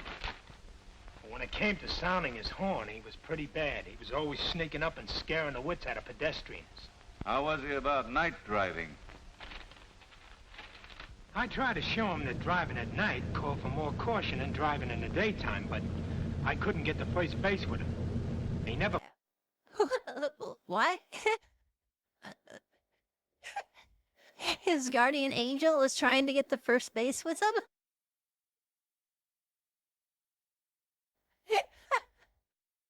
Okay. So now you're telling me I have to walk around with an invisible guardian angel trying to get to multiple bases with me. Well, I don't know. Come on! Angels! Consent! It's a thing! You can't get first base with me unless you ask. And ask nicely. never bothered to think what the glare of his headlights did to other drivers. Well, there's a lot of little things here, Your Honor, but taken all together, they don't seem to show much consideration for the other guy. What kind of afterlife court is this? Driver. Joe. It's like, this guy is like, yes, Your Honor, I discovered the polio vaccine, which saved the lives of millions of children the world over. Yes, but you beeped your horn at somebody and scared the skadoodles out of them. It was all right until he got out on the highway. Then he was an entirely different person. Yeah. He'd begin to take chances. He'd become careless, impatient, irritable. I can't say that Joe was out looking for trouble, but he didn't seem to care either way. He just didn't give a darn. Ah, that Wait. description fitted someone else I know. If you know who I mean. Uh-oh. Yes, Your Honor. I had to learn the hard way, too. What a shit guardian angel. Toughest job I had with Joe was his speeding. I tried to teach him that He died in even traffic. if he did keep within legal speed And limits, he his might gu- still be his- going too his- fast for his- conditions. his targets. You know, such as slowing down when approaching street intersections or crossroads. Oh my Momentum God. is just another name in the physics book as far as Joe That is was like some concerned. John Wick bullshit there. Judge, if I weren't a ghost, there were times when I would have been scared to death. If I were a Joe's ghost, he special. would have He was killed a me. right turn from the center of the street. he used to wow 'em with that one. He was never the least bit concerned about the drivers he'd cut off, or the Well, I've had pedestrians who had the people do right of way that. at the crossings. And then when we'd approach a stop sign, he'd never stop dead. Oh, no. He'd come down to a slow roll, sneak through, and then give it the gas. However, nothing wrong with he did that. learn one thing that seemed to stick. It's the American way. One day we were driving in a residential... So a lot of people don't realize, but you know, the three light system, red, yellow, and green. We all know red means stop, green means go, yellow means go faster to beat the red. approaching the playground of a school. That's not true. Without any warning, a ball bounced out directly in front of the car, and right behind it came a kid. The little fella disappeared behind the hood of the car. Joe jammed on the brakes, started to jump out of the car. Then the Tell little me he boy beat up ran the out kid. with the ball clutched in his hand, unaware of his close call. Joe slumped back into the driver's seat. Couldn't go on. After that, I never had any trouble with Joe around schools. He'd crawl by at a snail's pace. You see, Your Honor, Joe had 2 kids of his own at that school. Yes, they're all that way when it gets close to home. A pity they don't always drive as though their own families were in danger. Burn. There was another Boy, bad this habit judge Joe is. had. He'd This hardly- judge. Wait.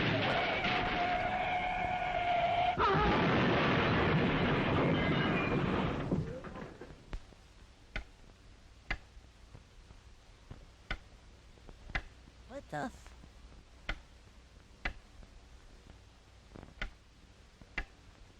So this court only cares about, okay, this afterlife court has like a live feed of the accidents they can listen to, but only from the state of New Jersey. So, you know. So, yeah, heaven is New Jersey, apparently.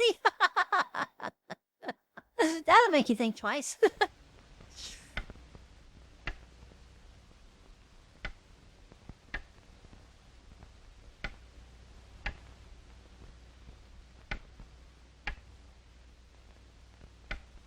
Somebody in Ontario got... Wait.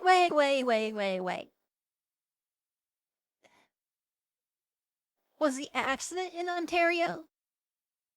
Or was the person driving in the great state of New Jersey? The only state heaven cares about, apparently. And this is where he died.